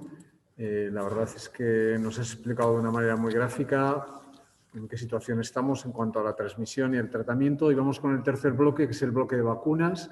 Habrá dos ponentes. La primera es la doctora Urteneche, del Servicio Respiratorio del Hospital de Basurto, que nos va a hablar de las vacunas en general. Y la segunda será la doctora Fraca, que nos va a hablar de la vacuna en concreto en las pacientes embarazadas y lactantes. Adelante, Águeda.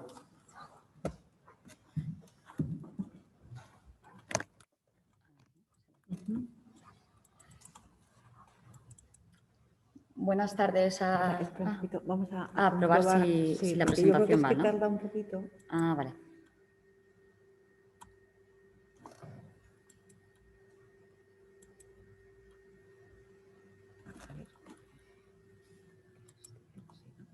¿Me podéis decir si se ve bien?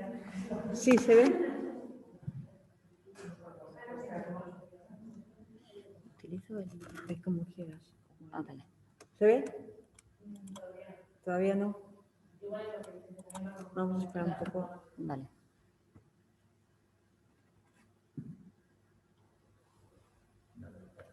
No. Se ha visto en todos, ¿no? Sí, no, es que... Es como la transición igual, ¿no? De la sí, diapositiva. es como quitarlo un poquito. ¿Sigue sin verse? Bueno, vamos a volver a intentarlo. Dejamos de compartir y volvemos a hacerlo. Esta es tu presentación.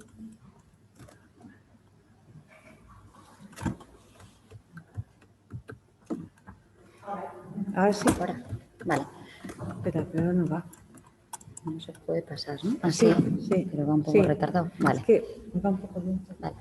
Bueno, como os ha comentado Dani, yo formo parte del Servicio de Neumología de Basurto. Mi nombre es Águeda Urteneche y os voy a tratar de hacer un breve resumen de las vacunas disponibles hasta la fecha de la COVID-19. Este será el índice que seguiré a lo largo de la charla. Fundamentalmente hablaremos de los mecanismos de acción de las diferentes vacunas disponibles y finalizaré la charla con breves pinceladas o puntos polémicos acerca de la vacunación. La introducción me la han puesto bastante fácil mis compañeros de micro y de infecciosas, ya que se ha descrito bien a lo largo de sus presentaciones la importancia de la proteína S-spike para adentrar a las células huésped. Desde la identificación de esta proteína spike, que actúa como un antígeno inmunodominante del SARS-CoV-2, se pone de manifiesto la necesidad de crear una respuesta inmune efectiva y que como características esta respuesta inmune, los objetivos serán la creación de anticuerpos neutralizantes, por supuesto también una respuesta celular de células T y evitar con todo ello también un síndrome de inmunidad exagerada producido por ciertas vacunas a la hora de la exposición viral. En la diapositiva tenéis representadas las vacunas aprobadas al menos en un país a fecha de hoy. Son 13 las vacunas aprobadas y bueno, hay hasta 99 vacunas candidatas en proceso, unos 274 ensayos clínicos en marcha. En esta otra tabla tenemos las vacunas manufacturadas hasta la fecha, o al menos las más importantes, en función de su mecanismo de acción, que es uno de los puntos interesantes que quiero comentar para entender bien el funcionamiento de las vacunas. Hay algunas, como es el caso de las conocidas Pfizer, Moderna y bueno, la CureVac todavía en ensayo clínico, que son vacunas de ARN mensajero. Por otro lado, tendremos las vacunas que utilizan vectores virales para adentrarse a las células del huésped y, finalmente, están las vacunas compuestas por subunidades de proteínas o virus inactivados, que sería un poco el modelo clásico al que estamos acostumbrados a la hora de entender las vacunas. En la siguiente diapositiva tenéis los 4 grupos, o en resumen, los 4 grupos diferentes de vacunas y comenzando por los modelos más tradicionales o que al menos conocemos, está el grupo de las vacunas inactivadas. Estas derivan del crecimiento de virus en cultivo, serán inactivadas químicamente y expresan una parte del antígeno para que el huésped cree las defensas. Ejemplos de ello son las vacunas manufacturadas en China, Sinovac, Sinopharm, en el que, bueno, sobre todo la Sinovac están pendientes de publicar los ensayos clínicos definitivos, pero arroja una efectividad del 50%. En base también a este método, otra estrategia para diseñar vacunas se trata de las compuestas por subunidades de proteínas, en las que se administra un cachito de la proteína spike recombinante y como peculiaridad estas vacunas tienen el riesgo de una respuesta inmune polarizada, pero que es evitable en función del adyuvante que utilicemos.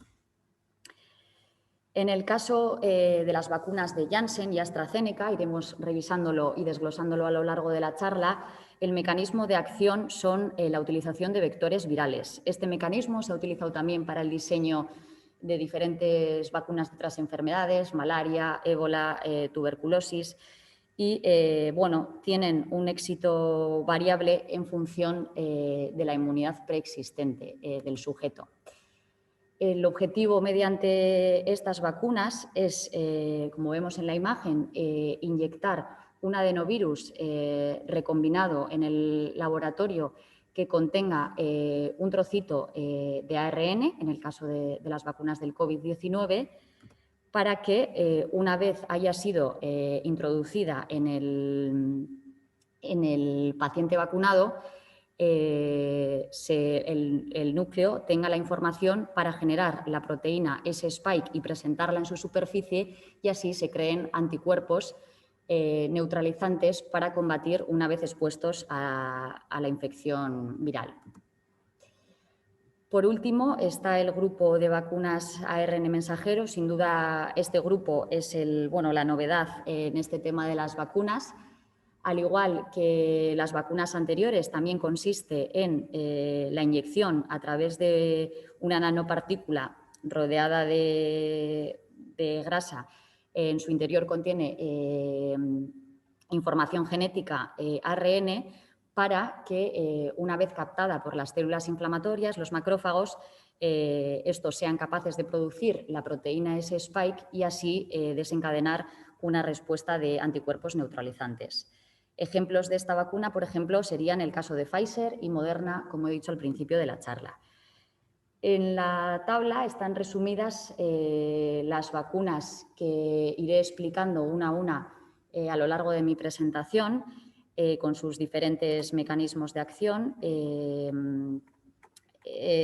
Ya he nombrado que en el caso de la AstraZeneca y Janssen son vacunas con origen de un adenovirus recombinante, en el caso de la AstraZeneca un adenovirus de chimpancé recombinado, y en el caso de Janssen se utiliza el adenovirus 26, también utilizado en las otras infecciones que he comentado.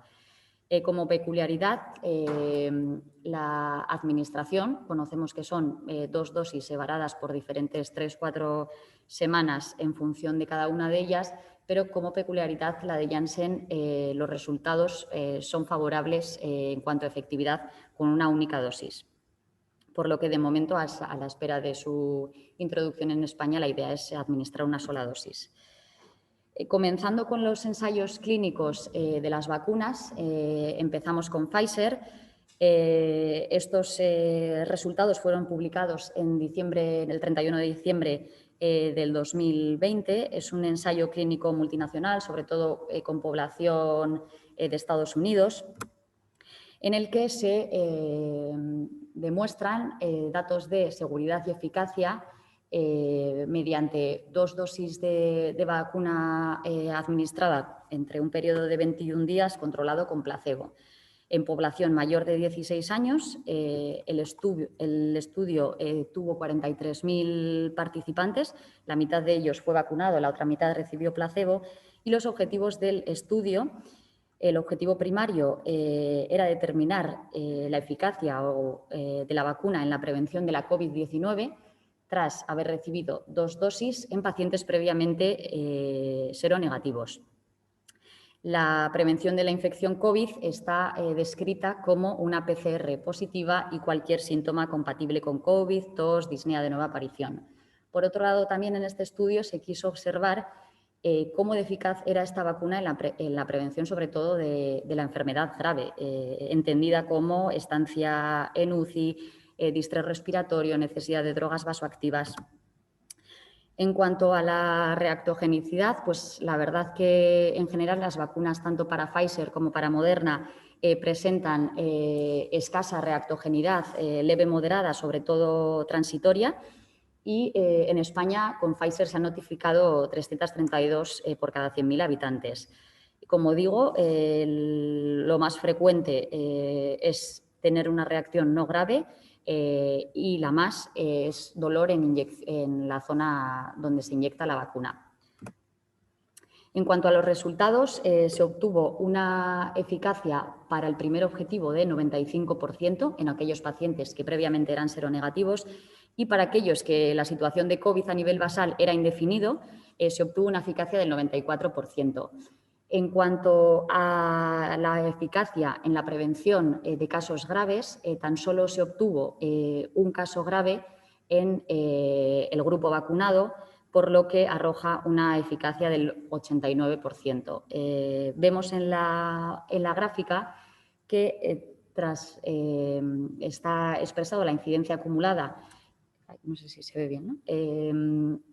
Tras la primera dosis, y vemos que a partir del día 12 los casos de incidencia acumulada divergen en función del grupo placebo, que sería la línea azul, y en función de los pacientes vacunados, demostrando un efecto protector precoz desde el día 12. Sin embargo, bueno, pues este estudio tiene limitaciones en cuanto a la valoración de asintomáticos, a largo plazo también esta eficacia, cómo se comporta, y otros grupos, como explicará mi compañera en el caso de niños, embarazadas. Continuando con el ensayo clínico de Moderna, también una vacuna ARN mensajero, se inmunizó a una población mayor de 18 años administrando 2 dosis intercalado por 28 días. Los objetivos fueron los mismos que en el ensayo de Pfizer y bueno, la randomización se hizo también teniendo en cuenta las comorbilidades y separando los grupos en jóvenes por debajo de 65 años y población más adulta y con factores de riesgo por encima de 65. La reactogenicidad, como ya he explicado, al igual que la de Pfizer, fue pues, sobre todo dolor local, síntomas leves moderados, sin efectos adversos importantes. Y en cuanto a su eficacia, los resultados son muy buenos también, con una efectividad del 94%.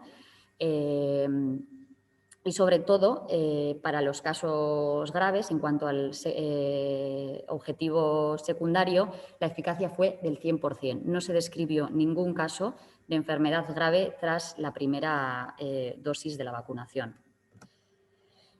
Continuamos con la vacuna de AstraZeneca, polémica en estos últimos días. Y en este método de vacunación lo que se inyecta es este virus recombinante que dentro llevará información genética, es el adenovirus 26, no, perdón, el adenovirus de chimpancé, perdón, me equivoco, que llevará información genética para codificar esa proteína S-spike. Y os presento los resultados del ensayo, de un análisis interno que se hizo de 4 ensayos clínicos diferentes en multinacionales, en Brasil, en Sudáfrica y en el Reino Unido. En cuanto a los resultados, la eficacia es menor que las de ARN mensajero, una eficacia global, un poco de diferencia de la población de 70%. Y sí que es verdad que a la hora de prevenir los casos graves, también a partir de la primera dosis, no se describió ninguno en el grupo de los vacunados. El grupo control en este estudio, frente a los anteriores realizado con placebo, para evitar el desenmascaramiento por los efectos adversos, en el grupo placebo se hizo vacunando al grupo control con vacunación de meningococo. A la vista de los casos reportados de trombosis de senos cerebrales y de los eventos tromboembólicos, el Comité Advisory Committee de Seguridad de la Vacuna de la OMS se reúne telemáticamente los días del 16 al 19 de marzo y publica esta sentencia a favor de la vacunación. Ellos concluyen que la vacuna presenta un perfil positivo en cuanto a riesgo-beneficio. Los fenómenos trombóticos no sugieren que hayan sido secundarios o no sugiere que hayan sido secundarios a la administración de la vacuna y además los números obtenidos de eventos trombóticos tienen similares ratios a los esperados para ese tipo de enfermedades en la población general no vacunada. Tampoco se relaciona la trombosis venosa cerebral con la administración de la vacuna y también concluyen que fueron 18 casos de 20 millones de población vacunada.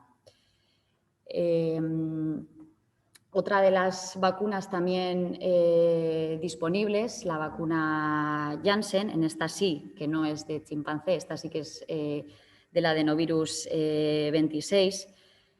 Os presento el ensayo clínico de la vacuna en el que los participantes recibieron diferentes regímenes. A pesar de que está aprobado el uso de única dosis, hubo participantes también que recibieron 2 dosis de vacuna, dosis bajas, 2 dosis altas y la quinta rama recibió únicamente placebo.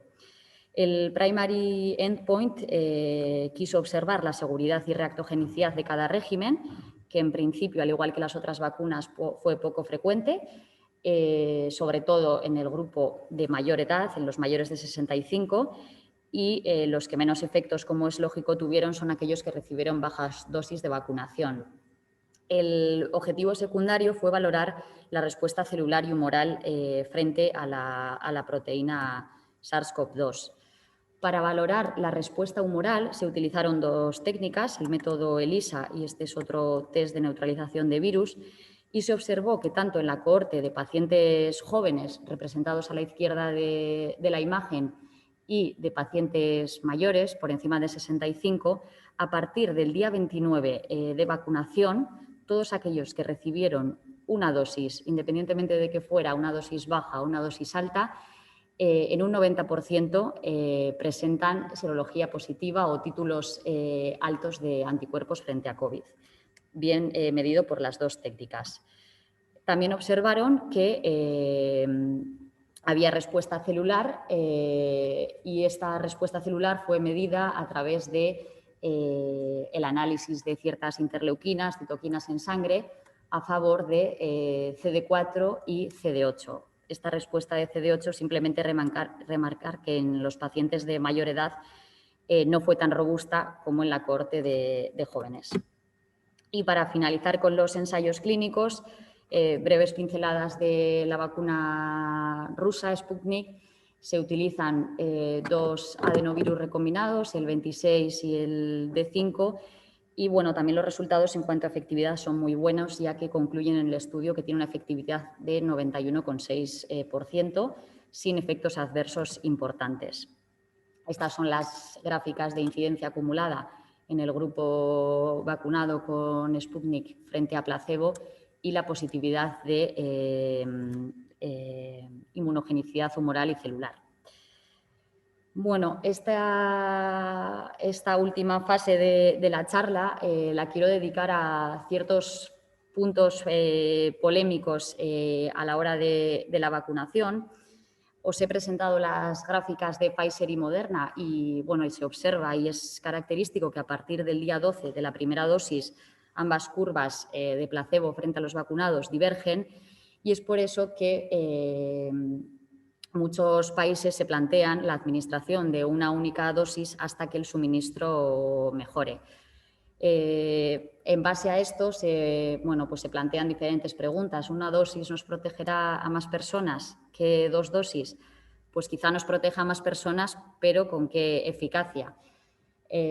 Por otro lado, también esos anticuerpos persistirán si se retrasa la vacunación de la segunda dosis. Pues eso hasta la fecha se desconoce, no sabemos cuánto pueden durar los anticuerpos, pero bueno, los ensayos o los expertos sugieren que sí, que probablemente esta eficacia dure y que por retrasar las dosis no pase nada. También hay mucha incertidumbre o mucha preocupación acerca de las variantes británica, la sudafricana, y es por eso que existe preocupación acerca si estas vacunas son efectivas para hacer frente a las variantes del coronavirus.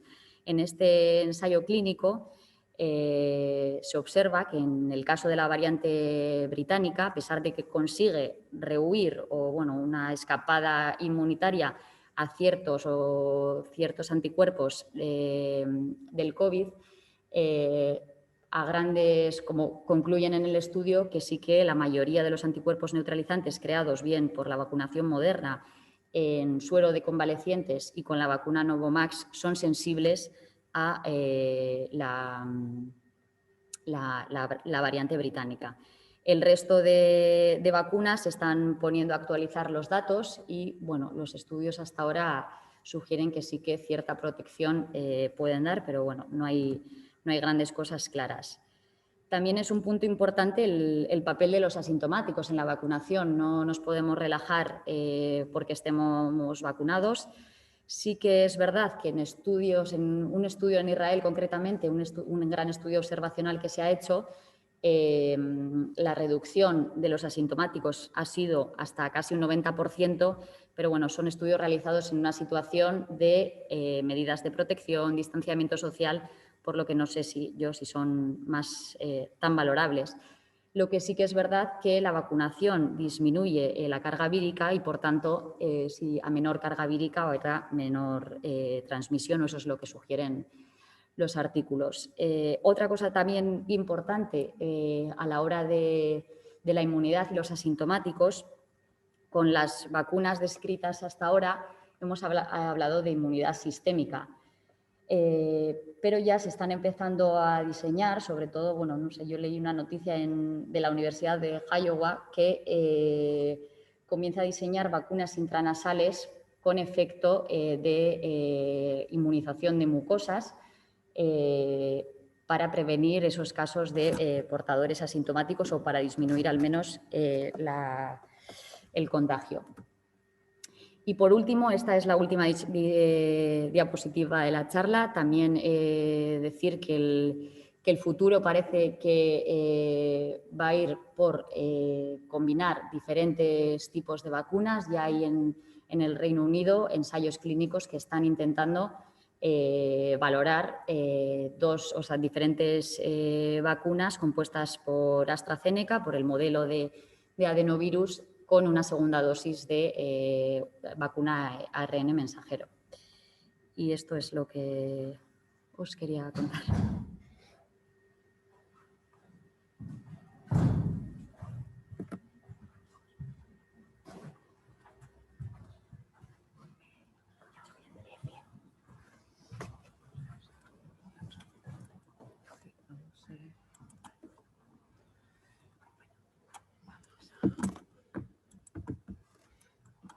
Bueno, mientras María Jesús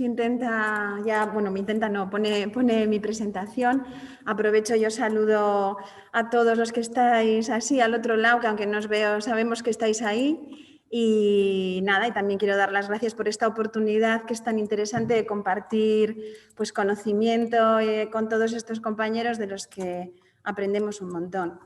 Y yo voy a empezar a hablar en cuanto esté de las vacunas y el embarazo. Después de Águeda, que ya nos ha contado todos los ensayos, todo lo que hay sobre las vacunas, yo voy a hablar del embarazo y vamos a empezar diciendo pues, que realmente ensayos, como ya he dicho, no tenemos ni uno, porque ninguna de las vacunas que están autorizadas en los diferentes países se han ensayado con mujeres embarazadas o mujeres que estén amamantando. Tampoco se han ensayado con los niños, bueno, no se han ensayado con ningún adolescente ni niño menor de 16 años.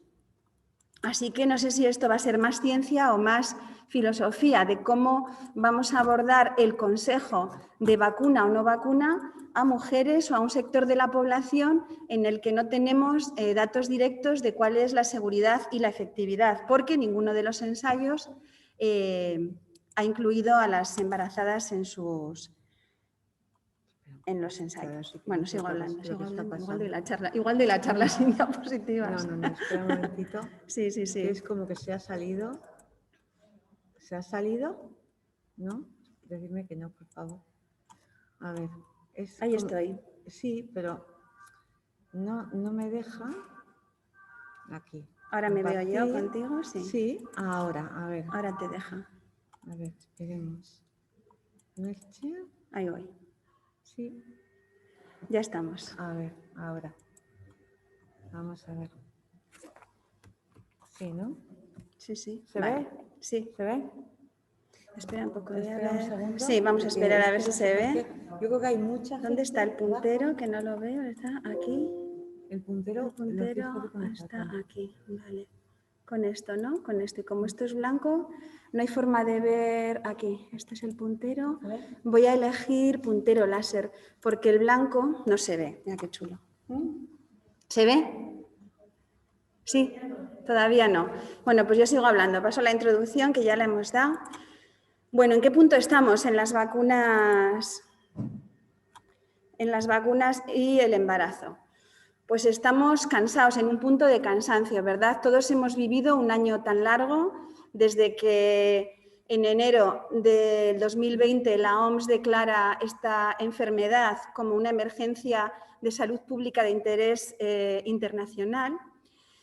No sabíamos, como bien ha dicho Óscar, qué iba a pasar y confiábamos en que ¿No se ve? No se ve. Espera, vamos a seguirlo, vamos a intentarlo otra vez. Vale. No sé muy bien cuál es el misterio, porque al fin y al cabo lo que hacemos es siempre lo mismo.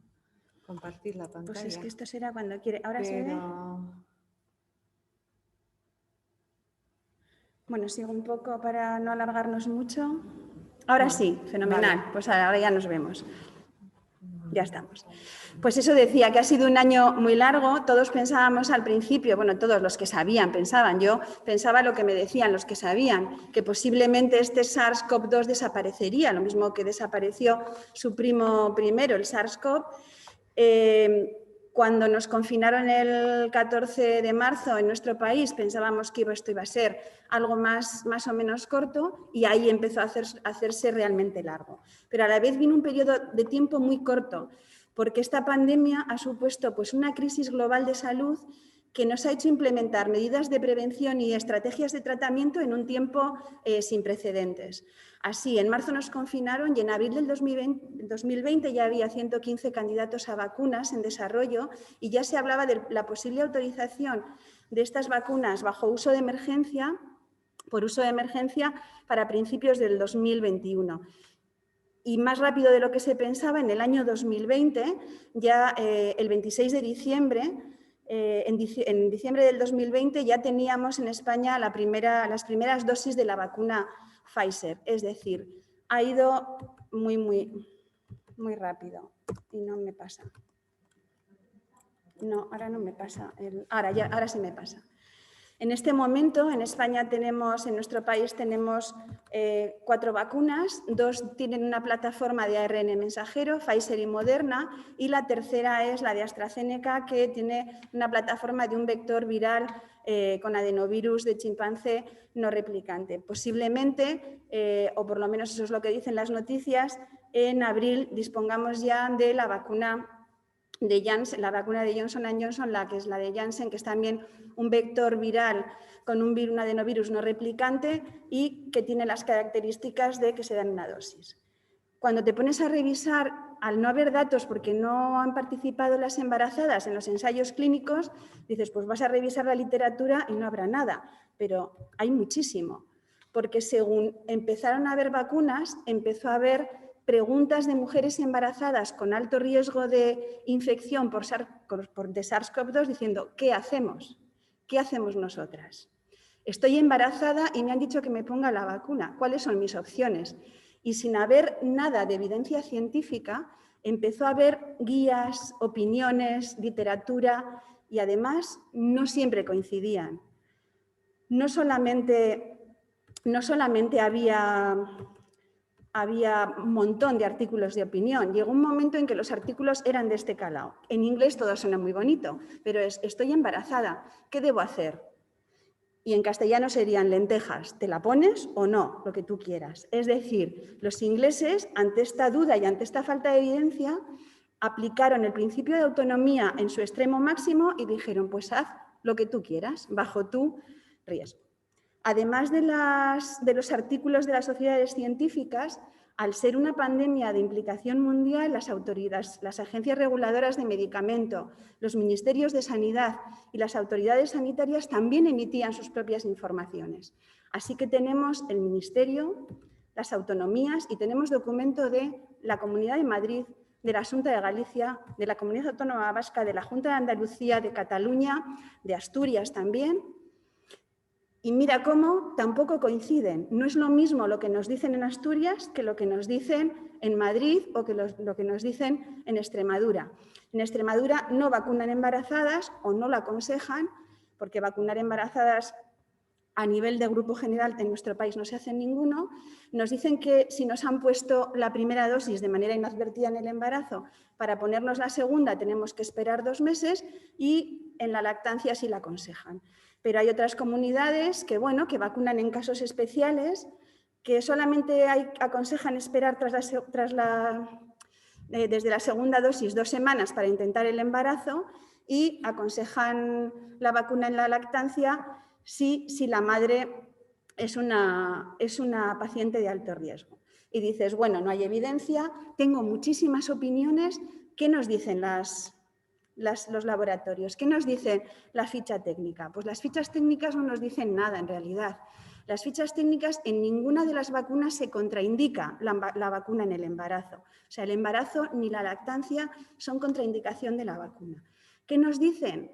Pues que nos dicen que la experiencia es limitada, que los estudios en animales en fase preclínica han demostrado que no tiene efectos dañinos directos o indirectos en relación con el embarazo, con el feto, con el desarrollo postnatal, y todas contemplan la posibilidad de usarla en situaciones de manera individualizada, evaluando el balance riesgo-beneficio. De la lactancia, todas nos dicen que la vacuna no se excreta por la leche materna, y de fertilidad nos dicen que en estudios animales, en estudios en fase preclínica, no hay ningún dato que haga pensar que pueden tener toxicidad o efectos perjudiciales para el embarazo o el desarrollo embrionario. Con este panorama, si intentamos hacer un resumen no de literatura de evidencia científica, sino de opiniones de sociedades científicas o a veces de gobierno, vemos que es difícil dar una información clara a las mujeres embarazadas. La Sociedad de Medicina Materno-Fetal Americana recomienda vacunar a las embarazadas que tienen alto riesgo de exposición con vacunas de RNA, con las vacunas que tienen plataforma de RNA mensajero, porque son seguras, avalan la decisión individual en función del riesgo-beneficio y la recomiendan en la lactancia. El Colegio Americano de Obstetras y Ginecólogos recomienda vacunar a las embarazadas si hay un riesgo aumentado, la recomienda en la lactancia, esto ya en diciembre del 2020, o sea, todo ocurre en muy poco tiempo. Y la decisión de la paciente ya no son lentejas si quieres las comes o si no las dejas, sino que ya tiene que tener un consejo, y ese riesgo lo vamos a valorar teniendo en cuenta cuál es el nivel de actividad del virus en la comunidad, qué eficacia potencial tiene la vacuna, cuál es el riesgo y la posible gravedad de la enfermedad en la madre, incluyendo los efectos sobre la madre, sobre el feto y sobre el recién nacido, y qué datos de seguridad hay de esa vacuna para la madre y para el feto. En diciembre del 2020, el Gobierno de Reino Unido no recomendaba la vacuna en el embarazo y en la lactancia, y nos decía que había que esperar 3 meses para intentar la gestación si nos habíamos puesto una vacuna. Eso es lo que se trasladó, porque la información es tan accesible, eso es lo que se trasladó aquí, y hubo muchos profesionales de la salud que era lo que recomendaban. Los que leían la página del Gobierno del Reino Unido decían que había que esperar 3 meses, los que leían otra página decían que con esperar 2 semanas era suficiente. Y también recomendaba no poner la segunda dosis si se había diagnosticado el embarazo tras la primera. El Gobierno de Reino Unido cambia y ya en marzo del 2021 dice que la decisión tiene que ser individualizada, no es que no se recomiende, sino que tiene que ser individualizada porque no hay evidencia de daño fetal en los estudios preclínicos, que se recomienda en la lactancia, y ya dice en marzo que no es necesario retrasar la gestación tras la vacunación. La Asociación Española de Pediatría, en su página de vacunación, es la que tiene más información y más referencia, y más nos lleva a la página del Ministerio de Sanidad, y no ha habido mucho cambio. De momento lo que dice el Ministerio es que no se puede incluir a las embarazadas en los grupos prioritarios de vacunación porque no hay una vacuna que esté autorizada para su uso. La Sociedad Española de Ginecología y Obstetricia nos dice que la decisión es individual, si hay un riesgo elevado se podrá valorar.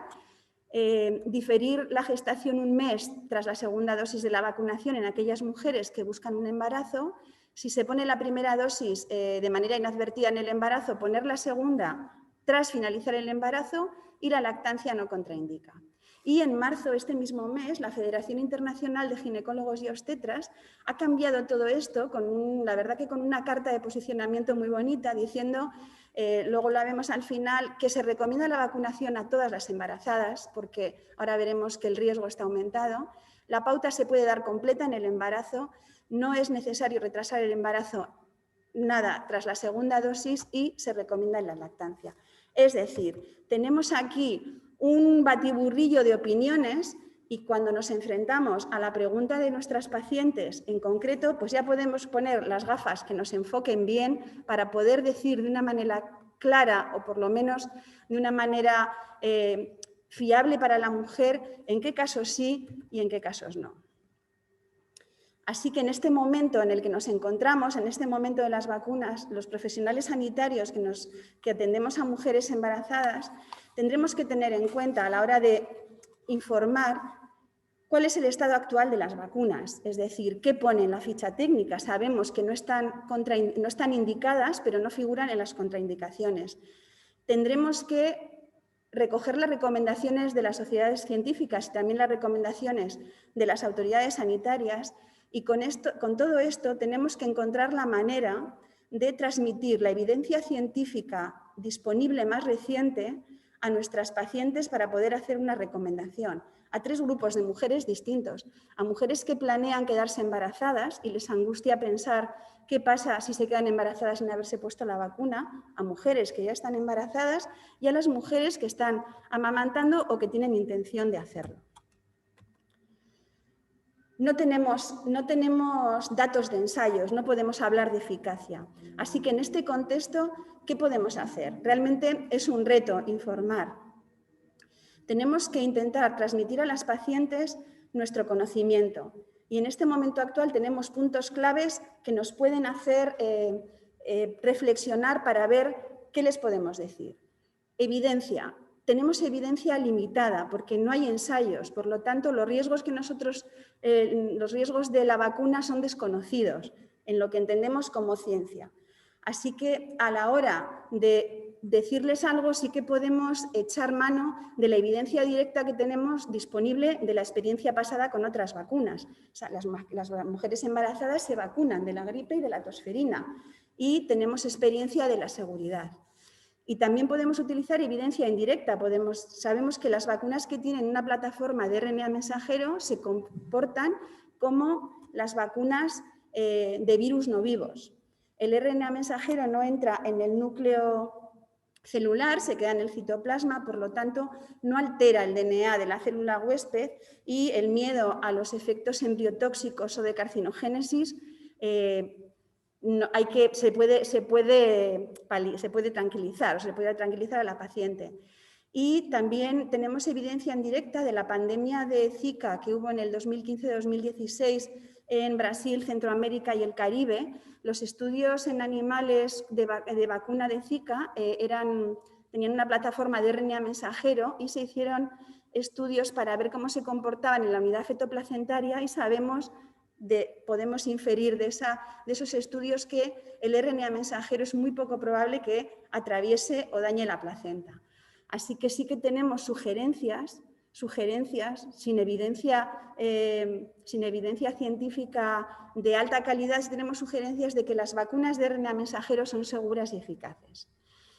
Y en este contexto tenemos que situarlo, porque lo que sí sabemos es que el embarazo aumenta el riesgo de enfermedad COVID grave. Las embarazadas no se contagian más que las no embarazadas, pero sí que las embarazadas tienen mayor gravedad que las mujeres no gestantes del mismo grupo etario. Mayor gravedad en términos de aumento de ingreso hospitalario, de aumento de ingreso en UCI, de aumento de necesidad de ventilación asistida, de intubación e incluso de riesgo de muerte. Y además tienen complicaciones obstétricas, tienen una mayor tasa de prematuridad, generalmente iatrógena, mayor tasa de cesáreas, y también se describen riesgos de preeclampsia y de muerte perinatal. Sabiendo el riesgo de esta enfermedad tan grave y que se agrava en el embarazo y lo que supone no vacunarse, podemos decir que en el balance riesgo-beneficio, mirado desde este punto de vista, posiblemente el balance sea a favor de la vacuna, aún sin disponer de una evidencia científica de peso. Ya decía al principio que la información es mucha, se ha producido en un corto espacio de tiempo y es muy contradictoria. Y las mujeres tienen acceso a esta información. ¿Por qué en unos países sí y por qué en otros países no? Porque al no haber evidencia se aplican diferentes principios a nivel de la ética profesional. Los que han escrito más sobre esto son los americanos, y tanto la CDC y la COG se posicionan en el Consejo basándose en los principios éticos de beneficencia, respeto a la autonomía de las personas y al principio de precaución. Canadá e Irlanda aseguran que la vacuna debe ofrecerse a las embarazadas por este balance riesgo-beneficio. En cambio, Austria, por el principio ético de la no maleficencia, no vacuna a las embarazadas, pero sí vacuna a las parejas de las embarazadas para que estén protegidas. Japón y Holanda no vacunan, Alemania y Reino Unido solo vacunan a las embarazadas que tienen un aumento de riesgo añadido al embarazo. La OMS, ante el principio de precaución, o sea, utiliza el principio de precaución y como hay una falta de certeza, dice que hay suficientes datos para hacer una recomendación y en España, pues lo que nos dice el Ministerio es que no hay suficiente evidencia para recomendar la vacuna en el embarazo. Tampoco hay suficiente evidencia para no recomendarla, pero se quedan ahí. Y no podemos obviar a la hora de informar a nuestras pacientes la cantidad de falsa información a la que estamos sometidos. Nos bombardean desde Internet, desde los programas de televisión, en la que personajes públicos hablan como eminentes epidemiólogos, generando muchísima confusión. Toda esta situación de la contradicción de las informaciones y de las falsas informaciones crean dudas, desconfianza, incluso rechazo hacia las vacunas, a veces no solo en las pacientes, sino incluso en los propios profesionales. ¿Y qué herramientas tenemos para aconsejar en esta situación? Pues, como dice la COG y los de la CDC, la ética profesional, utilizando los principios de beneficencia, autonomía y a través del consentimiento informado, que no es estos son lentejas, si quieres las comes o si no, no, debemos de aconsejar a nuestras pacientes. Para hacer el consejo, ese consejo a nosotras, a los profesionales sanitarios, se nos exige identificar cuál es la información clínicamente relevante y hacer un juicio clínico basado en la evidencia. Cuando nosotras tenemos este juicio clínico, se lo presentamos a la paciente, explicando claramente cuáles son los riesgos documentados y qué riesgos no están documentados. Y además hay que hacerlo de manera específica para cada grupo de paciente. Hay que decirles que a la hora de hacer la evaluación clínica, cuando nosotros valoramos los riesgos-beneficios de la vacuna los riesgos de la enfermedad, siempre van a pesar más los riesgos documentados que los riesgos teóricos. Y en esta situación el riesgo de la COVID en el embarazo es un riesgo documentado y el riesgo de no vacunarse es el riesgo de contraer la enfermedad, también es un riesgo documentado. Y animaremos a que se tomen decisiones basadas en los riesgos documentados. Esta forma de enfocar el consejo desde la ética profesional, empoderando a las mujeres para que sean capaces de decidir, pero transmitiéndoles una información de calidad, que aunque no sea con evidencia porque no hay ensayos, sí sea meditada, la adoptan también la SEGO, que dice que debe ser una decisión voluntaria e informada, también la FAME, que dice que vacunarse es una elección personal de las embarazadas. Y la FIGO ha sacado este mes un documento en el que dice, para empezar, que la prevención de la infección crítica por COVID-19 es de suma importancia tanto para la madre como para el feto, que capacitar a las mujeres para que tomen decisiones bien fundadas es prioritario, y aquí hace alusión a lo que dice la COG, en qué situaciones yo le digo a la mujer que tiene un riesgo aumentado de padecer la COVID. Dice que va a fomentar y va a apoyar la publicación de todos los datos disponibles.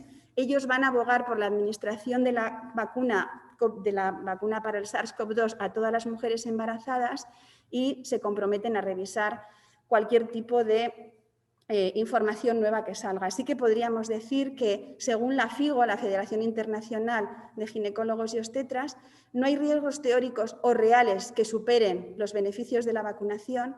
Se debe ofrecer la vacunación a todas las embarazadas y lactantes. Los profesionales debemos informar a las mujeres de manera objetiva para que ellas puedan tomar una decisión bien fundada. Hay que seguir un enfoque únicamente basado en los riesgos teóricos pone en desventaja a las mujeres embarazadas.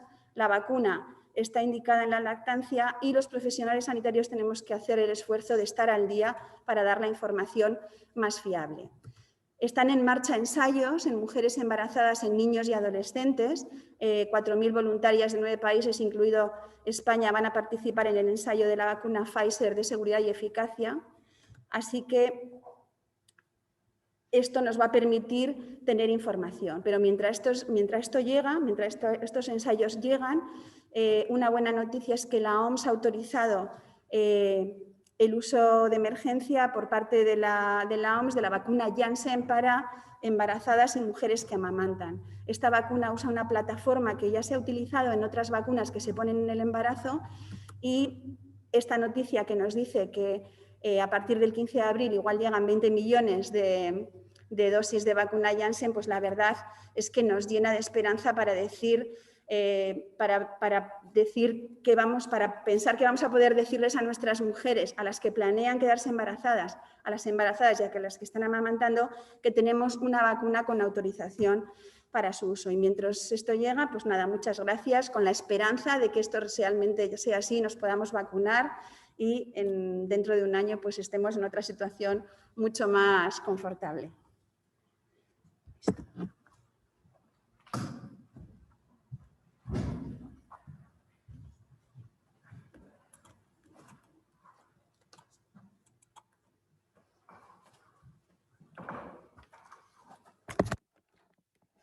Bueno, gracias a la doctora Fraca. La verdad es que tenemos que agradecer a todos los ponentes el esfuerzo que han hecho de actualización, de preparación y, bueno, pues superamos aquí todos los obstáculos de la técnica y esperamos que los que estéis al otro lado de la pantalla pues estéis disfrutando y, bueno, pues habréis podido comprender los problemas de la tecnología.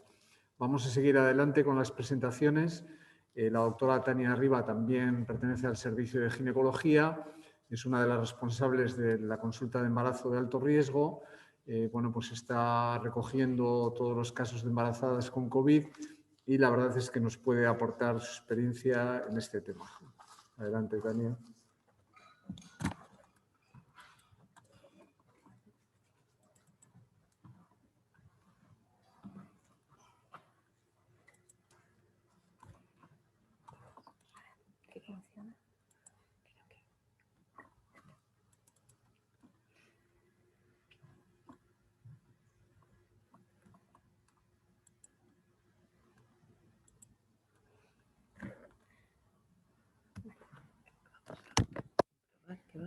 Hola, buenas tardes a todos. A ver si va. Tarda un poquito, ¿no? ¿Quién se mueve aquí, verdad? Sí. Bueno, voy comenzando. Yo voy a hablar del control de embarazo pues en tiempos de pandemia. Mi charla se va a estructurar en hablar del protocolo de control de embarazo durante el periodo inicial de la pandemia, en el confinamiento. Luego, las modificaciones que fuimos generando desde la situación de desescalada hasta la situación actual en la que nos encontramos, de las peculiaridades de la infección por COVID en la gestación y los datos recogidos en el Hospital Universitario Basurto en el último año. Bueno, ¿qué decir de la pandemia del COVID-19? Pues que a principios del 2020 nos encontramos con un escenario nuevo y desconocido, completamente excepcional, que requirió pues, una necesidad de toma de decisiones tanto a nivel político y social, porque se generó una presión sin precedentes en los sistemas de salud, afectando a todos los niveles asistenciales, hospitalarios, ambulatorios de atención primaria y, sobre todo, en pacientes vulnerables, como pueden ser los ancianos, que hemos visto que han sido pues, los más perjudicados en esta pandemia, mujeres embarazadas, niños y bueno, pacientes en riesgo de exclusión social, como puede ser la inmigración. ¿Qué sucede? Que nosotros cuidamos la salud de la embarazada y sabemos que esta situación especial pues, necesita una atención continuada, tanto de su estado físico como de su estado emocional. Entonces, los profesionales, en aquel momento en el que vivimos con muchísimo miedo y muchísima incertidumbre, porque somos humanos y pertenecemos a la sociedad y nos pilló a todos desprevenidos, pues teníamos que hacer por preservar esta situación de seguridad en las pacientes frente a la infección de SARS-CoV-2, pero sin afectar la calidad de la atención sanitaria. Y además teníamos la responsabilidad de adaptar los controles habituales del embarazo de la mejor forma posible y así mantener un óptimo seguimiento de la mujer gestante. Claro, para esto hay que escribir y elaborar protocolos. Y yo recuerdo en el mes de marzo comenzar desde cero en esta situación de desconocimiento absoluto, ¿cómo lo hacemos? Bueno, pues además el protocolo se tenía que ir adecuando a la realidad sociosanitaria de cada momento. Las modificaciones del documento tenían que reflejar la situación actual en que nos íbamos encontrando. Y lo que hicimos fue basarnos en los protocolos vigentes en los que nosotros estamos familiarizados y trabajamos habitualmente para que nos fuera más fácil a todos. ¿Por qué? Porque la atención clínica que teníamos que dar y que tenemos que seguir dando a nuestros pacientes tiene que estar sustentada en una evidencia científica actualizada, lo que significaba, tanto en aquellos momentos, en esa situación de caos informativo total, en el que los datos eran pocos fiables y que encima había muchísima información descontrolada y poca evidencia científica, pues leer a diario todo lo que se publicaba, todos los artículos, todos los documentos que iban saliendo, bueno, casi a diario, os podría decir que incluso a la mañana y a la tarde, y de esa manera pues intentar pues ampararnos en eso para poder dar las recomendaciones. Además, en todo momento nosotros intentamos defender pues, que hay que actuar con profesionalidad, vuelvo a insistir, situación de miedo y caos absoluto en esos primeros meses y sentido común. ¿Por qué? Bueno, pues porque los profesionales tenemos que tener claro que informar de manera veraz contribuye a disminuir el estrés y la ansiedad de las informaciones indiscriminadas que se generan en los medios y en las redes sociales. Es fundamental que tengamos esto siempre en cuenta. Por tanto, a día 14-15 de marzo, como está aquí marcado, estábamos confinados. Pues nada, nosotros publicamos nuestro primer protocolo a día 30 de marzo de 2020 con lo que teníamos. ¿Cuáles fueron los cambios más sustanciales en nuestra práctica clínica en momento de confinamiento severo? Bueno, pues sobre todo que teníamos que limitar las consultas presenciales, ¿no? Todas aquellas que no fueran necesarias y además, si había, pues alargar lo menos posible. ¿Y qué tuvieron que aparecer? Bueno, pues las consultas telefónicas, que en este caso tenían que ser más duraderas y además que tenían que estar mucho más preparadas. ¿Por qué? Porque al final, pues con estas consultas telefónicas perdemos pues, la espontaneidad, perdemos la intimidad de la relación profesional y paciente.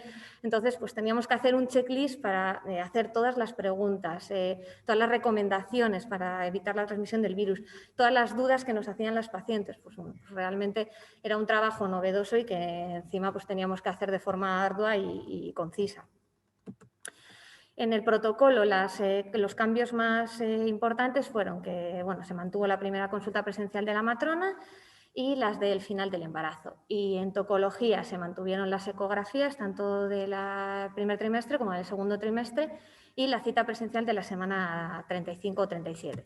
Pero el resto de consultas de matronas fueron citas telefónicas y la consulta de tocología del primer trimestre desapareció y se convirtió en telefónica tras la ECO-TM. Además, hubo que hacer varios cambios respecto a las diferentes pruebas que se pudieran surgir durante el control habitual de embarazo y había que gestionar cómo se hacían las mujeres, las analíticas del segundo trimestre, del tercero, cómo recoger los volantes, ir ellas, ir los acompañantes. Bueno, un poco caos de aquel momento. Y, por supuesto, ya fuese cuestionario telefónico o presencial, pues había que hacer un checklist de los posibles síntomas de coronavirus, cosa que a día de hoy en la consulta de embarazo de alto riesgo hacemos a todas las pacientes que acuden. Y el riesgo intermedio y el alto riesgo sí que es verdad que mayoritariamente fue presencial en todo momento. De hecho, vamos, yo recuerdo los momentos en ARRUPE de marzo a mayo que estábamos nuestra consulta y la consulta de ecos y es que parecía el apocalipsis porque no había nadie más pasando.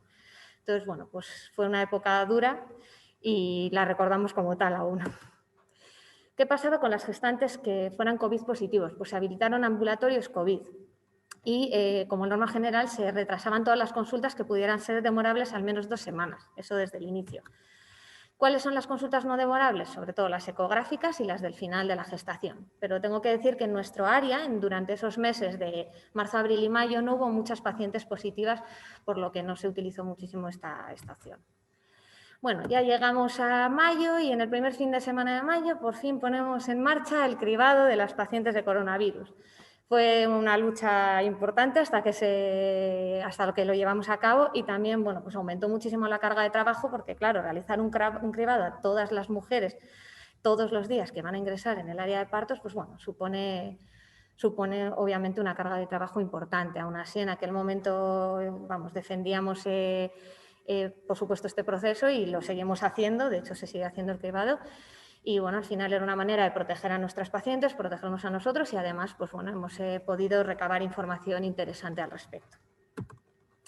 Vale, ya en el momento de desescalada, mayo, junio, pues volvemos a hacer una pequeña revisión del protocolo y aquí, pues bueno, se empiezan a ampliar consultas presenciales, sobre todo de matronas, en la semana 25-26 y en la semana 32. Y además, desde algunos ambulatorios ya se empiezan a hacer clases de preparación al parto vía Zoom. Y pasamos el verano entre el ir y venir de las olas del COVID Y llegamos a octubre, noviembre y volvemos a hacer otra revisión del protocolo. En este caso, seguimos aumentando citas presenciales, que es lo que más solicitan las mujeres, porque ellas demandan al final que pues, requieren ser vistas, y es lo que hemos dicho, el cuidado de la salud de la mujer depende de que las cuidemos desde el punto de vista emocional y físico. Entonces, realmente se aumenta la cuarta consulta de la semana 17-18 con matrona y la presencial de la semana 38-39 que la recuperamos. Y además pues ya pues, se implementa seriamente pues, el hacer una tromboprofilaxis en aquellas mujeres que son COVID positivas. Vale. Además se instaura una agenda en medicina perinatal y en la consulta de fisiopatología fetal, en el que lo que queremos hacer pues, es un estudio un poquito más detallado, sobre todo desde el punto de vista ecográfico, de aquellas mujeres que han pasado una infección de coronavirus y si esta realmente ha tenido un impacto sobre el feto y el embarazo. Bueno, podemos decir que tenemos datos bastante tranquilizadores y que el control de embarazo está siendo prácticamente normal, pero aún así, bueno, pues ahí lo tenemos, el estudio se está realizando y pues gracias a la colaboración sobre todo de los ecografistas de nuestro servicio. Pasando ya de la parte del control de embarazo, nos centramos en las peculiaridades de la gestante COVID. Bueno, como ha dicho antes Óscar, al final, pues cuando comenzó todo esto, desde el punto de vista de los obstetras, pues teníamos, ¿no? Estaba todo el mundo pendiente de cuáles serían los efectos sobre el embarazo por las infecciones previas que teníamos conocimiento, como el SARS-CoV o el MERS, porque comparten una similitud importante con el genoma del nuevo coronavirus. Entonces, claro, realmente la literatura sí que parece que estos anteriores coronavirus sí que afectaban en el embarazo, pues aumentando el riesgo de abortos, CIRES, partos prematuros, muertes perinatales y muertes maternas. Hemos de decir ahora que han pasado unos meses que parece que sí que este nuevo coronavirus se relaciona con menos resultados adversos y es menos letales en los embarazos que estos conocidos anteriormente.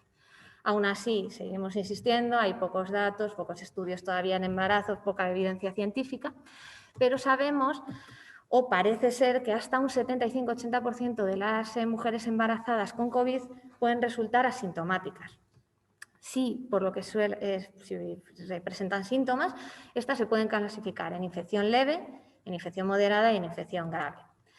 Parece que hasta un 85% de las mujeres con síntomas podrían tener síntomas leves. Estos son los más frecuentes, entre ellos la fiebre y la tos.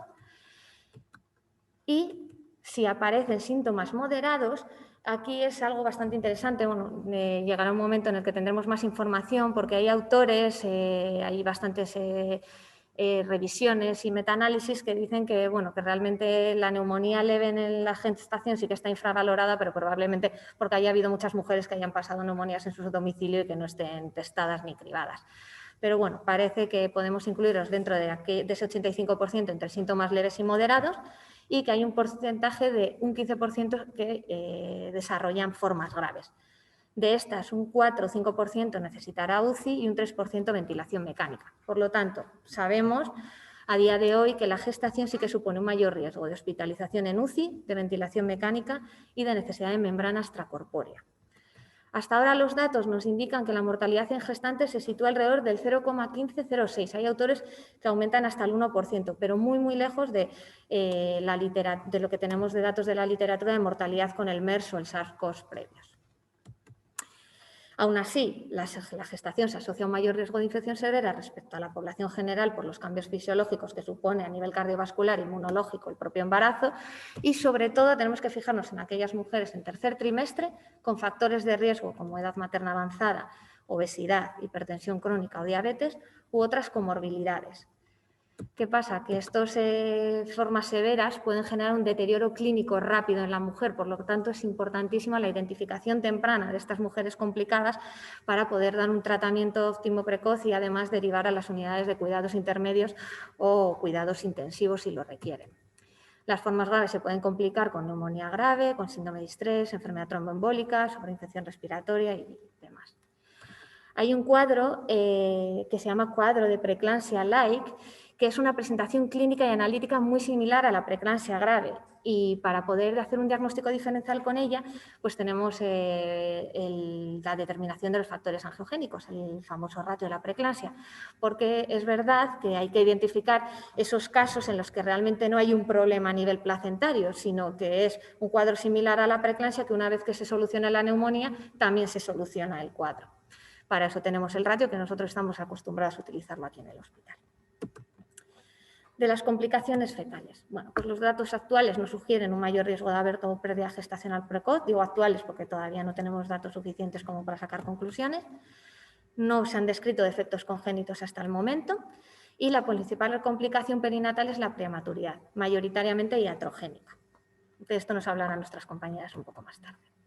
Y ya para terminar con mi sesión, pues quiero hablaros un poquito de la recogida de datos aquí en el hospital de Basurto. Bueno, aprovechando el cribado de lo que hemos hablado anteriormente, pues se nos ocurrió hacer un estudio de cortes observacional, lo que significa que todas estas mujeres que ingresan de parto, nosotros simplemente les preguntamos a ver si quieren pedir, les damos un consentimiento informado y les preguntamos si quieren acceder pues, al estudio que estamos realizando, porque realmente no hacemos ningún tipo de proceso que altere su proceso de parto, el ingreso, sino que simplemente recogemos los resultados de los datos de la PCR y los anticuerpos que hacemos con el cribado del ingreso. Les damos una hoja de información, les pedimos un consentimiento informado y, bueno, pues hasta ahora la verdad es que todas las mujeres, prácticamente todas han querido participar en el estudio y tenemos recogidos datos desde abril del 2020 hasta diciembre y durante el 2021 hemos recogido los datos de las mujeres únicamente positivas. ¿Qué podemos decir de estos? Bueno, pues que el número de mujeres cribadas hasta diciembre ha sido de 1.439. De este total ha habido 99 positivas, lo que supone un 6,8% de pacientes positivas. Todos los meses no se ha distribuido de manera igual. De hecho, en septiembre podemos decir que ha habido hasta un 10,2% de mujeres que han ingresado de partos que han pasado el COVID. En noviembre aumentó un poquito y en diciembre hemos tenido hasta un 15,2%. De estas mujeres positivas habían pasado la infección, es decir, tenían anticuerpos con IgG positivas 74. PCR positiva al ingreso tuvieron 25, pero ya sabéis que nosotros inicialmente hacemos la PCR y ese resultado nos llega antes que los anticuerpos. Entonces, PCR con anticuerpos negativos, que lo sabemos generalmente a posteriori del parto, han sido únicamente 10. Eso supone que hay un 11,23% de mujeres con infección activa en el momento del parto. Vale, con estos datos simplemente también deciros que el mes de agosto, los que tuvimos la suerte de trabajar, de las 10 PCRs que hemos tenido, 6 estuvieron ese mes. Y ha habido 3 ingresos por neumonía, en la semana 23, en la semana 32 y en la semana 35. Ninguna con ventilación mecánica, o solo un ingreso en UCI, y las 3 han dado a luz sin ningún problema y a término. Una de ellas fue una cesárea por un riesgo de pérdida de bienestar fetal, pero en principio independiente del COVID. Lo que quiere decir que nuestros datos son bastante tranquilizadores. Y 2021, bueno, pues la tendencia es ascendente. Hemos tenido en enero un 17% de mujeres con COVID que han pasado el COVID y en febrero un 19%. Y esa es la tendencia que tenemos actualmente. Seguiremos estudiándola. Como conclusiones, bueno, pues hay que seguir actualizando los protocolos de actuación durante la pandemia pues para ofrecer siempre una atención óptima a la mujer gestante en las mejores condiciones de seguridad. Que la infección por COVID puede ser asintomática hasta el 75% de las gestantes, con todo lo que ello implica. Que la gestación se asocia a un mayor riesgo de infección severa, especialmente en el tercer trimestre y cuando se asocian los factores de riesgo que antes hemos añadido. Que la identificación temprana de aquellos casos con manifestaciones graves es fundamental. Y que la principal complicación perinatal es la prematuridad, especialmente iatrógena. Y muchísimas gracias.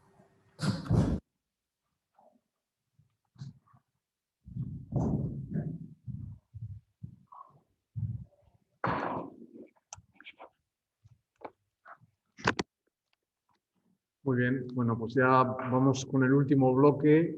Agradecerle a la doctora Rivas su presentación. Y el último bloque, bueno, pues va a ser un bloque compartido por la doctora Valladolid y por la doctora Ana Aguirre del Servicio de Pediatría. La doctora Valladolid, como sabéis, trabaja en nuestro servicio en partos. y entonces, bueno, pues nos van a hablar de cómo nos planteamos el parto en una paciente COVID y qué pasa con el recién nacido. Y con esto ya cerramos un poquito el círculo y, bueno, pues luego pasaremos a una discusión que, dado que la plataforma tampoco nos va a permitir grandes cosas, pues intentaremos contestar a las preguntas que nos planteéis. Y de esa manera intentar finalizar un poquito en el horario previsto. Gracias.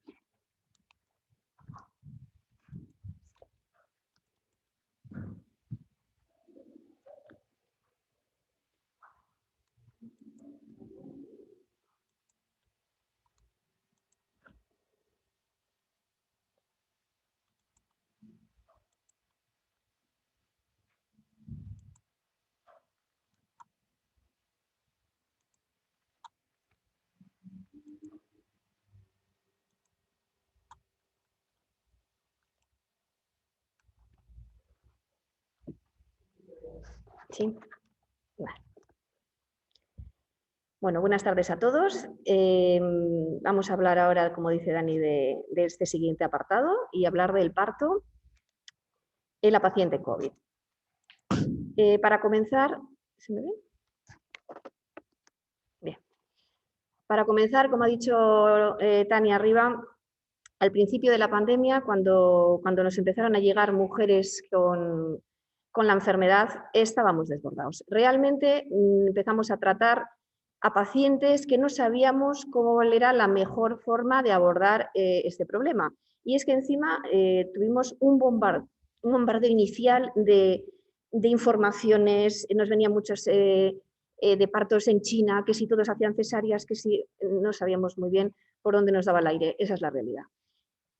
Para que os hagáis una idea, en esa diapositiva os pongo el algoritmo de actuación en el caso del parto de una paciente COVID, y del día 5 de marzo al 25 de marzo, es decir, en 20 días, hicimos 8 actuaciones, 8 protocolos, 8 lo que es algoritmos.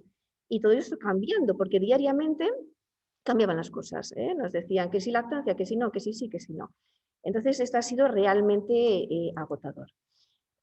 Para enfocar el parto, todo esto ya lo ha dicho Tania, pero vamos a hacer una especie de resumen para saber qué características tiene la paciente que viene a parir al paritorio. ¿Qué características tiene? ¿Esta mujer está realmente muy grave? La mayoría están asintomáticas. Pues bueno, tenemos que saber que las embarazadas no parecen tener más probabilidad de contraer la infección que la población de las mujeres en general. Eso está claro. Y además, la mayoría de las mujeres embarazadas infectadas con el SARS-CoV-2 serán asintomáticas, y las que tengan síntomas experimentarán solo síntomas leves o moderados, parecidos a un resfriado o una gripe. Pero sí que tenemos que tener en cuenta que al comparar las mujeres no embarazadas con COVID con las embarazadas con COVID, nuestras embarazadas tienen unas tasas más altas de ingreso en la unidad de cuidados intensivos. Y el estudio UCOS británico, con más de 1.000 pacientes gestantes ingresadas, el 5% de esas embarazadas tuvieron que ingresar en la unidad de cuidados intensivos. Sin embargo, al compararlas con las no embarazadas, el riesgo de muerte por COVID en este grupo, en la revisión sistemática más importante, decía que no tenía más riesgo de muerte. Sin embargo, recientes estudios en Estados Unidos y México nos dicen que sí. Lo que sí que es importante es que al comparar las mujeres embarazadas con COVID con las mujeres embarazadas sin COVID, el riesgo de mortalidad está elevado.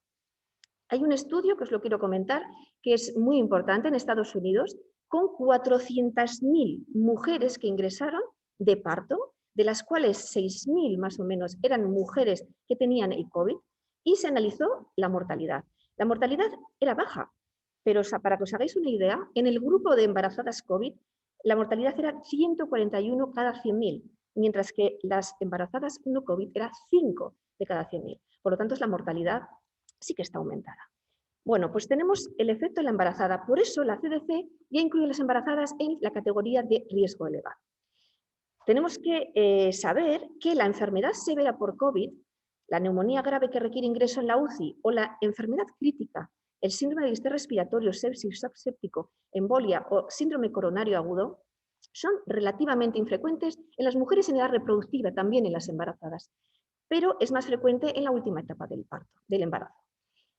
¿Cuáles son los factores de riesgo? Ya nos lo ha dicho Tania, pues hay la obesidad, comorbilidades en el embarazo como la diabetes, la hipertensión, la edad mayor de 35 años, la raza negra, asiática o minorías étnicas, así como vivir en zonas con privaciones socioeconómicas. Y para seguir haciendo el perfil y ver, diríamos, la fotografía de la paciente que nos viene a parir, nos interesa saber qué pasa con ese feto, qué problemas podemos encontrarnos. Lo primero que tenemos que decir es que el COVID materno sintomático está asociado con un riesgo 2 a 3 veces mayor de parto prematuro, principalmente parto prematuro y atrógeno. Sin embargo, en las pacientes, las gestantes COVID asintomático no tienen mayor riesgo de parto prematuro. También tenemos que decir que no parece ni que aumenten las tasas de muerte fetal, intrauterina, neonatal, ni de CIR. Las gestantes sí que se ha visto que están asociados con una mayor tasa de cesáreas. También nos importa de cara al parto la transmisión vertical porque condiciona totalmente el parto. Entonces, un poquito con lo que nos han comentado anteriormente las microbiólogas, un resumen actual es que la OMS, el día 8 de febrero, diríamos que relacionado con este tema, está textualmente escrito, nos dice que hay una evidencia limitada sobre la transmisión vertical del SARS-CoV-2 y que debido a las limitaciones en las pruebas diagnósticas, fundamentalmente la sensibilidad y especificidad, y también a la recogida de las muestras, que no se hacen ni en los momentos adecuados ni son las muestras apropiadas. Por lo tanto, evidencia limitada. El Royal College, el Real Colegio Británico, se moja y en febrero, el 19 de febrero, dice, si existe transmisión vertical, esta es poco común y parece no verse afectada ni por el tipo de parto, ni el pinzamiento tardío cordón, contacto piel con piel, método de alimentación, y si la mujer y su bebé permanecen juntos durante, es decir, hay un alojamiento conjunto.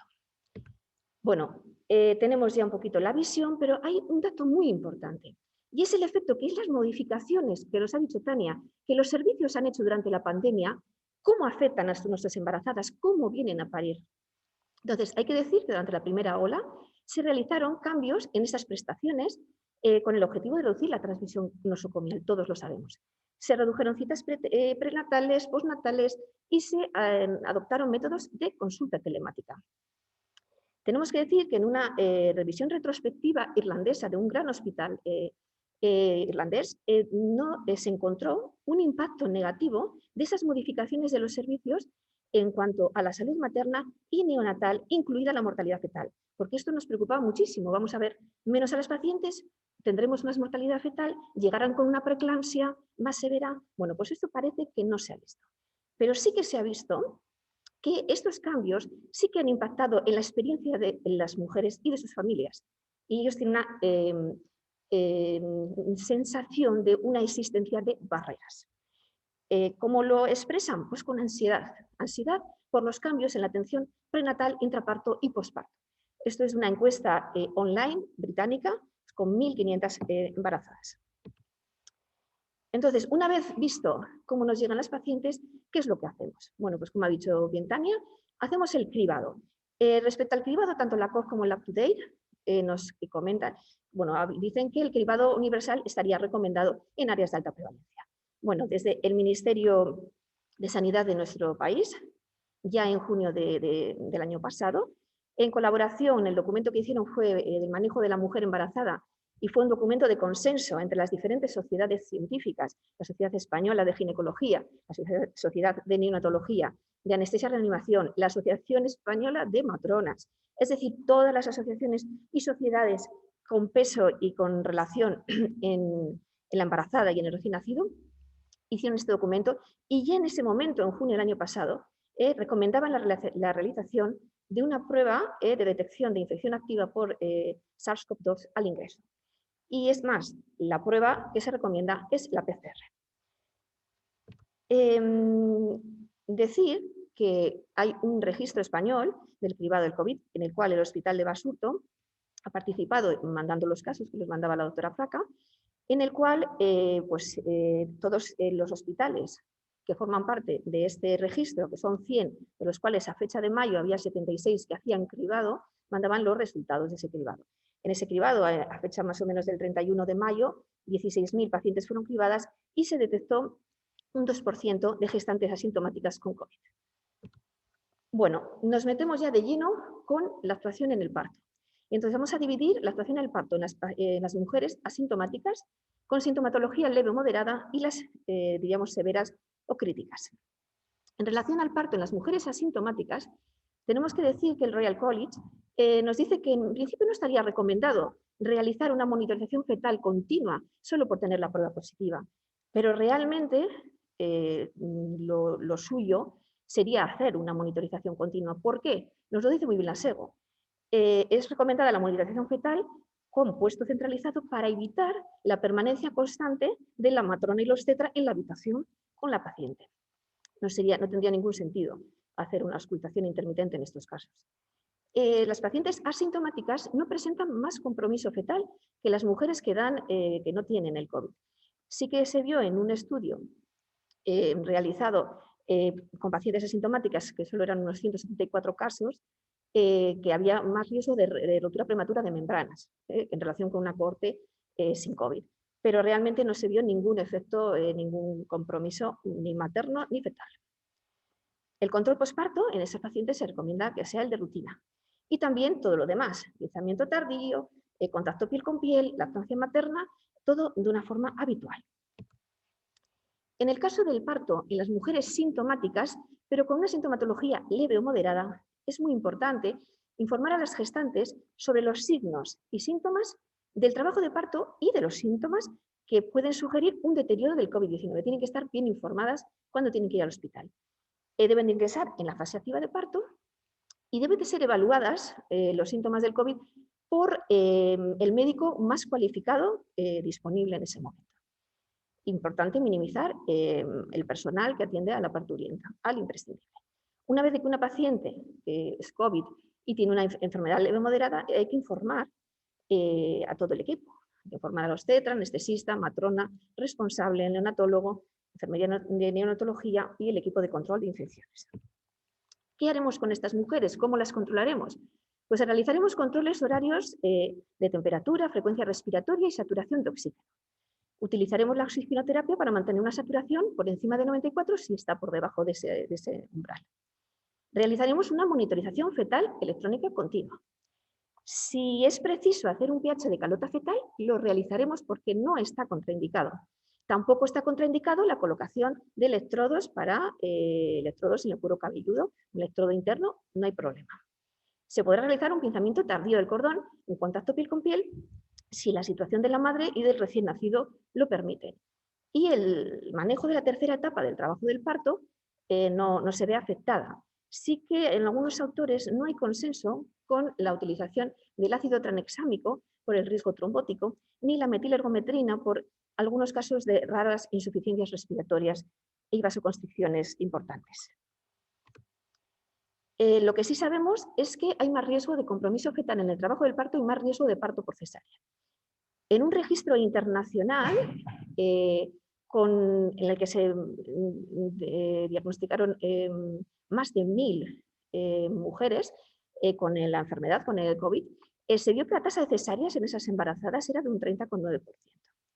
En la enfermedad leve moderada, porque en ese mismo, de esas 1000 pacientes, había un porcentaje que era enfermedad grave y ahí la tasa subía mucho. En el caso de España hay un estudio, lo tenéis en la parte inferior, que es el registro de neonatología. Ahí se están registradas en torno a 500 mujeres de parto y se vio que la tasa de cesáreas también es de un 33%. Os pongo los datos de Basurto, realmente son muy poquitos casos. Tenemos una tasa muy bajita, pero realmente de junio del 2020 a marzo del 2021 tenemos 29 embarazadas que parieron una PCR positiva, 13 de las cuales tenían anticuerpos negativos y la tasa pues, sería de un 7,7, pero realmente estamos hablando de datos muy pequeñitos. Comparar con los 1000 del registro internacional o los 500 del registro español es realmente sin más anecdótico. Respecto a la enfermedad leve moderada, tenemos que decir que el control postparto, si es leve, haremos un control de signos vitales, entradas y salidas cada 4 horas y durante las primeras 24 horas en el parto vaginal y 48 horas en la cesárea. En el caso de enfermedad moderada, haremos una pulsioximetría continua 24 horas o hasta que mejoren los signos y síntomas. decir que la infección neonatal por el COVID no es mayor en los bebés que nacen por vía vaginal, ni que son amamantados o permanecen con sus madres. Y sí que tenemos que hacer hincapié en una cosa, que es el tiempo del nacimiento, los partos por cesárea urgente en pacientes COVID. Hay un estudio que comparaba los dos, o sea, digamos que nos valoraba las cesáreas urgentes en la época COVID previamente a la época no COVID, y se ve que se tarda más tiempo, obviamente, en la colocación del EPI. Entonces, ¿qué es importante en este caso? Pues el entrenamiento con simulación para mejorar la respuesta ante emergencias obstétricas. Esto en obstetricia es vital. Bueno, nos vamos con la enfermedad severa o crítica. Antes de hablar del parto en las mujeres sintomáticas con enfermedad severa o crítica, yo creo que es fundamental conocer el manejo de estas pacientes. ¿Por qué? Porque estamos hablando de pacientes jóvenes, normalmente sanas, y que en un momento dado están en la unidad de cuidados intensivos y están pues estables hasta que de repente tienen un deterioro importante y finalizamos el parto. Entonces, no solamente tenemos que hacer el abordaje de laguna cesárea o un parto vaginal, porque terminamos ahora mismo. Hay que valorar un poco todo el contexto de esa paciente en esa unidad de cuidados intensivos. Lo primero es definir de qué estamos hablando. Y la enfermedad severa será aquella embarazada con una neumonía grave que requiere ingreso en la UCI. La enfermedad crítica, aquella embarazada que tenemos un síndrome de distrés respiratorio, una sepsis, shock séptico, embolia pulmonar o síndrome coronario agudo, como he dicho antes. Lo más importante es que el manejo de estas pacientes se realizará en un equipo multidisciplinar. El anestesista o intensivista será el que tenga un papel fundamental en el manejo de estas pacientes, pero nosotros los obstetras, junto con las matronas, neonatólogos, enfermería de neonatología, equipo de control de infecciones, los médicos de respiratorio, infecciosas o quien sea necesario, hematología, si tenemos una trombocitopenia, es decir, es un manejo totalmente multidisciplinar. Y las decisiones deben de ser compartidas con la mujer y su familia. Habitualmente estarán en la unidad de cuidados intensivos. ¿Qué haremos con estas mujeres? Bueno, pues el control será un control horario de la frecuencia cardíaca, de la frecuencia respiratoria, la saturación de oxígeno. Y, como he dicho antes, los signos de descompensación pueden ser totalmente rápidos. ¿Cómo lo veremos? Pues por un aumento de la necesidad de oxígeno por encima de 35%, un aumento de la frecuencia respiratoria, a pesar de oxigenoterapia, un aumento rápido, la reducción de la diuresis, una lesión renal aguda, una somnolencia, incluso con saturaciones de oxígeno normales. La monitorización fetal se hará en función de la edad gestacional y el estado materno. Estas mujeres estarán con oxigenoterapia normalmente para mantener una saturación de oxígeno del 94-98%. Tenemos que hacerle un balance hídrico horario, administrar antibioterapia si se sospecha clínica de infección o sepsis, y es muy importante no demorarla. Si estamos en el momento del parto, aplicaremos la antibioterapia que hacemos habitualmente en el parto, no hay que modificarla. Respecto a la tromboprofilaxis, estas mujeres estarán con tromboprofilaxis en la unidad de cuidados intensivos. Y tendremos que suspenderlo si se espera que el nacimiento va a ser en las siguientes 12 horas o hay un riesgo significativo de hemorragia. Muchas de ellas, cuando tienen el COVID grave, tienen una trombocitopenia asociada. Es muy importante tener en cuenta el nivel de plaquetas que tiene porque tiene mucha implicación de cara a la analgesia en el parto, aparte de otras complicaciones y mucho interés, obviamente, en el estado de salud de la paciente. Esto nos ha hablado mucho y muy bien Óscar en relación al tratamiento del parto, de la gestante en enfermedad severa crítica. Él ha hablado en general de los pacientes y yo voy a, digamos, puntualizar un poquito en relación a la embarazada. Los corticoides han demostrado disminuir la mortalidad a los 28 días en aquellas pacientes que necesitan oxigenoterapia. Eso está demostrado en el estudio Recovery y las gestantes no son una excepción.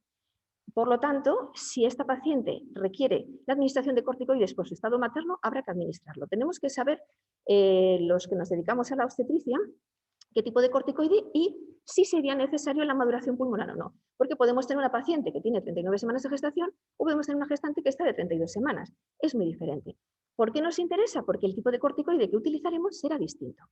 Si no está indicada la maduración pulmonar, administraremos prednisolona o hidrocortisona siguiendo las indicaciones del estudio Recovery. Se podría indicar también la metilprednisolona. ¿Por qué? Porque tanto una como otra no atraviesa la barrera, o sí que atraviesa, digamos, que se metaboliza en la barrera y pasa en mínimas cantidades hacia el feto. Que no nos interesa que le estén pasando cursos de corticoide al feto durante 10 días porque eso tiene una repercusión neonatal mala, es para el feto, es algo que no es aconsejable. Por otra parte, si está indicada la maduración pulmonar, Utilizaremos la dexametasona porque pasa la barrera y de esta manera maduraremos al feto, al mismo tiempo beneficiaremos a la madre. La utilizaremos durante 2 días y posteriormente ya utilizaremos la prednisolona o la hidrocortisona. Respecto al remdesivir, que ha comentado antes Óscar, en principio, en el estudio de la OMS, que realizaron en 400 hospitales en 30 países, aleatorizaron más de 11.000 pacientes, creo que eran unos 3.000 en el grupo del remdesivir, no se vio que disminuía la mortalidad. Lo que sí que eso se acortaba, como nos ha comentado él, lo que es la duración, la recuperación mejoraba.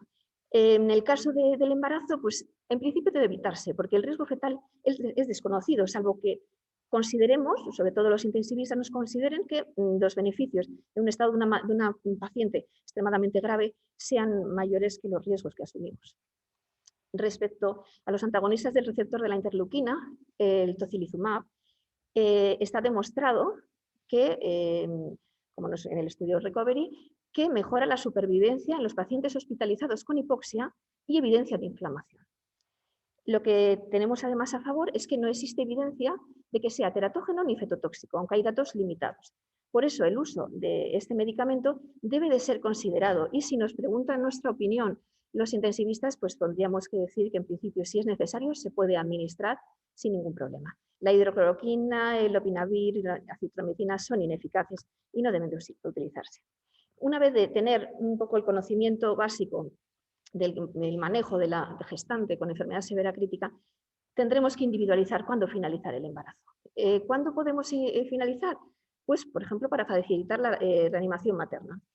Está claro que si una mujer está en un estado crítico, igual hay que finalizar y ya está. O sea, no habrá que decidir mucha cosa, pero a veces puede ser una paciente que todavía no está en un estado crítico, pero, por ejemplo, sí que tiene una necesidad de colocación en decúbito prono. El decúbito prono en el segundo y tercer trimestre del embarazo es una contraindicación relativa, pero os he dejado el estudio de Tolcher, en el que hablan de las diferentes posiciones en el embarazo para colocar en decúbito prono y son muy interesantes, con vídeos incluidas, en el que colocan a las pacientes y se puede colocar en decúbito prono una embarazada con la utilización de cojines. Entonces, realmente, eso también tenemos que ser conocedores. No solo por tener la necesidad de decúbito prono hay que finalizar un embarazo. Ahí, si realmente está muy grave, pues sí, pero si se puede poner en decúbito prono y mejorar, podemos intentarlo. Podemos finalizar pues, porque hay un riesgo de pérdida de bienestar fetal u otras circunstancias. También tenemos que individualizar la vía del parto, la cesárea versus parto vaginal. Está claro que en estos escenarios la cesárea va a ser muy frecuente, hasta en un 70,7% en el estudio internacional que os comentaba antes, en el caso de las enfermas con una enfermedad severa crítica. Pero realmente a veces se puede intentar un parto vía vaginal. Sí que es cierto que una paciente en estado que esté intubada, logísticamente en una unidad de cuidados intensivos, logísticamente es imposible realmente hacer un parto vía vaginal. Pero bueno, que sepamos que no está contraindicado. Y también tenemos que saber que hay mayor riesgo de deterioro clínico en materno tras la cesárea. Ese es un estudio español que se hizo con 40 mujeres que le habían hecho una cesárea, otras 40 con un parto vía vaginal. Después de corregir por los factores de confusión que pudiera haber, sí que vieron que había mayor deterioro clínico con una mayor necesidad de oxígeno en las pacientes que habían tenido una cesárea respecto al parto vaginal. Si se requiere un parto prematuro y atrógeno, ya lo hemos dicho antes, seguramente los corticoides ya estarían administrados a esta mujer. Y si hay que utilizar el sulfato de magnesio, se puede utilizar. Hay que realizar una monitorización muy cuidadosa del sulfato de magnesio por la magnesemia puede producir depresión respiratoria. Entonces, realmente es muy importante un buen control. Bueno, hemos hablado de la severa y la crítica, y también tenemos el parto en las mujeres con el COVID pasado. Esas que han pasado el COVID y vienen a parir. Bueno, pues para las gestantes que se han recuperado un COVID sin necesidad de ingreso hospitalario, que hayan completado el aislamiento domiciliario, no debe haber cambios en la atención al parto. O sea, el parto igual que en el resto. Para aquellas mujeres que se han recuperado después de un ingreso hospitalario por una enfermedad severa o crítica, se individualizará cada caso. Depende de cómo esté la paciente, cuánto tiempo haya pasado, qué secuelas pueda tener. Vamos a pasar ahora a la analgesia en el parto. ¿Qué analgesia le ponemos? La analgesia lo que haremos es, en principio, la neuroaxial, es decir, la epidural va a ser la de elección. La general deberemos de evitarla porque la intubación genera aerosoles y realmente tendríamos que intentar evitarlo, pero a veces es inevitable. No hay evidencia de que el Entonox sea un procedimiento generador de aerosoles. Pero tanto la Sociedad Americana de Anestesia como la SEDAR, la Sociedad Española de Anestesia, pues recomiendan suspender su uso. Y respecto al remifentanilo, pues tampoco se recomienda cuando tenemos unas saturaciones de oxígeno mayor de 95. Respecto a una cesárea programada, una inducción al parto en gestante COVID, retrasarla o no, es una evaluación individualizada, valorando el riesgo de la urgencia del nacimiento respecto al riesgo de transmisión de la infección. Respecto al parto en el agua, no me voy a dilatar en esto. En principio, el parto en el agua, en el COVID sintomático, no se debe dar a luz en el agua. El Royal College y el Real Colegio de Matronas desaconsejan también el parto del agua, incluso en las asintomáticas. Los acompañantes. El acompañante en el parto es un factor protector para el bienestar emocional y experiencia del parto fundamental. En la pandemia ya sabemos que ha afectado los niveles de estrés perinatal que experimentan las mujeres y la falta de acompañamiento, que este es un estudio de Hong Kong que se vio hace mucho tiempo, vieron un aumento de los síntomas depresivos y las variaciones en los métodos de alivio del dolor, usando menos la pelota, en aquellas mujeres en las que no tenían acompañamiento.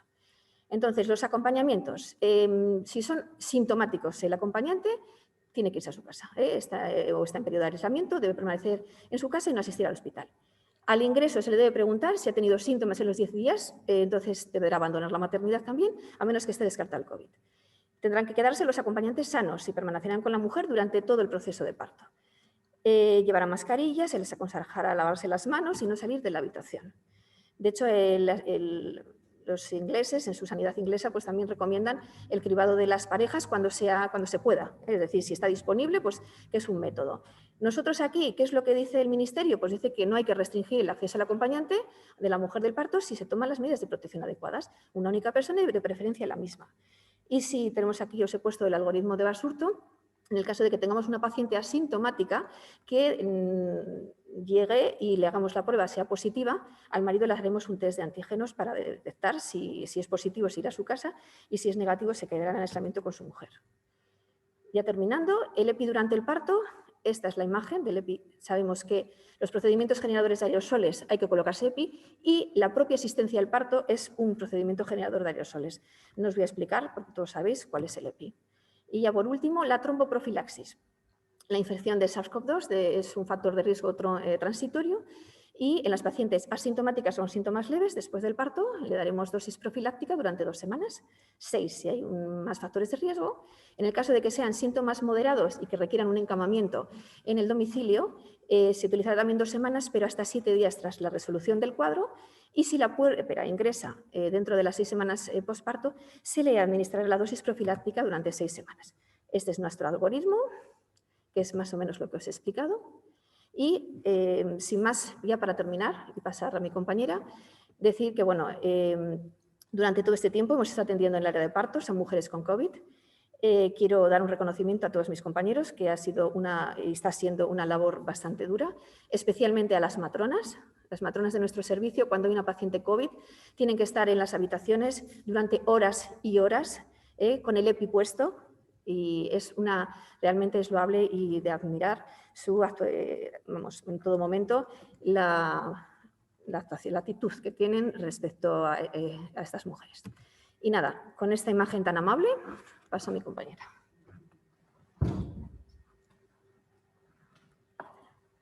Bueno, ya me ha presentado el doctor Andía, soy Ana Aguirre, neonatóloga del hospital de aquí, de Basurto. Sé que queda poco tiempo, andamos bastante justos, ¿verdad? Voy a intentar resumir o dar unas pinceladas de lo que pasa con el recién nacido hijo de madre con COVID, pero también de lo que ha pasado con los recién nacidos por la pandemia por COVID, ¿verdad? Rápido, sí puedo. Como a todos, en atención al recién nacido, en marzo de 2020 nos llegaban datos de China con poca evidencia, datos poco fiables y la verdad es que recomendaciones de carácter poco confortable, ¿no? Con nuestras prácticas diarias a las que estábamos acostumbrados. Nos hablaban desde China de separación inmediata, de evitar lactancias maternas y mantener la separación hasta la negativización de los resultados, ¿no?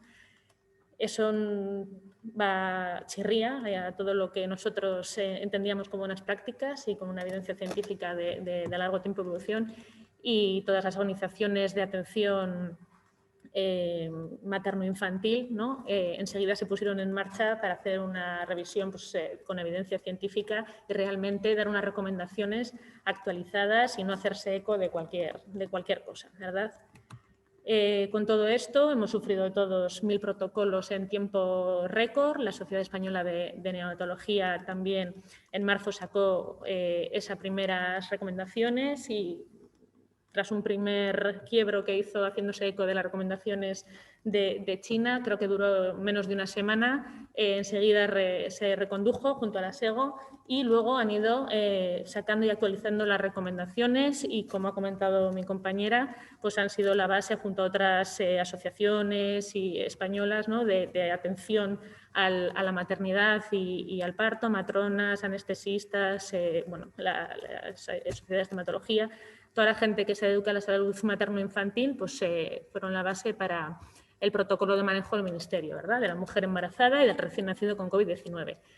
Hemos sido intoxicados con mucha información en todos los medios de comunicación y, bueno, las mujeres también. Entonces, desde la Sociedad Española de Neonatología también pues, se ha hecho una labor para hacer una serie de documentación para informar a las madres, padres, familias con infección probable, ¿no? basada en las recomendaciones actualizadas y en evidencia científica.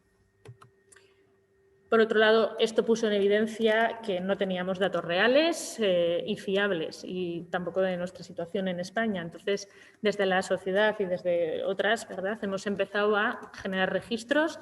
La Sociedad Española de Neonatología ha diseñado un registro COVID-19 que empezáramos a recoger todos los datos en abril. Hemos participado para intentar analizar el impacto que ha tenido en la atención y luego para saber realmente de qué estamos hablando y hacer un seguimiento adecuado.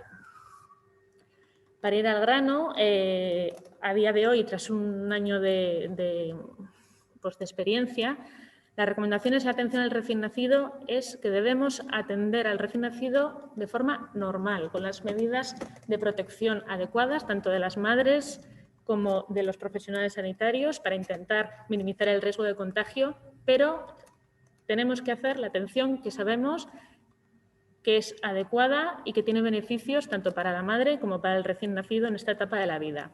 No debemos variar nuestra forma de estabilizar y de acompañar al niño en la adaptación perinatal inmediata con las medidas de RCP. Tanto el clampaje tardío del cordón como el contacto piel con piel es lo que debemos hacer. Eso sí, pues bueno, lo mismo que estamos aquí todos con mascarilla, sí que es verdad que ha cambiado el modelo de atención, estamos en un hospital y vamos todos con mascarilla, parimos con mascarilla y hacemos contacto piel con piel con mascarilla. En cuanto a la no separación, es algo que se ha visto que no es perjudicial ni aumenta el riesgo en los recién nacidos y debemos favorecer el alojamiento conjunto.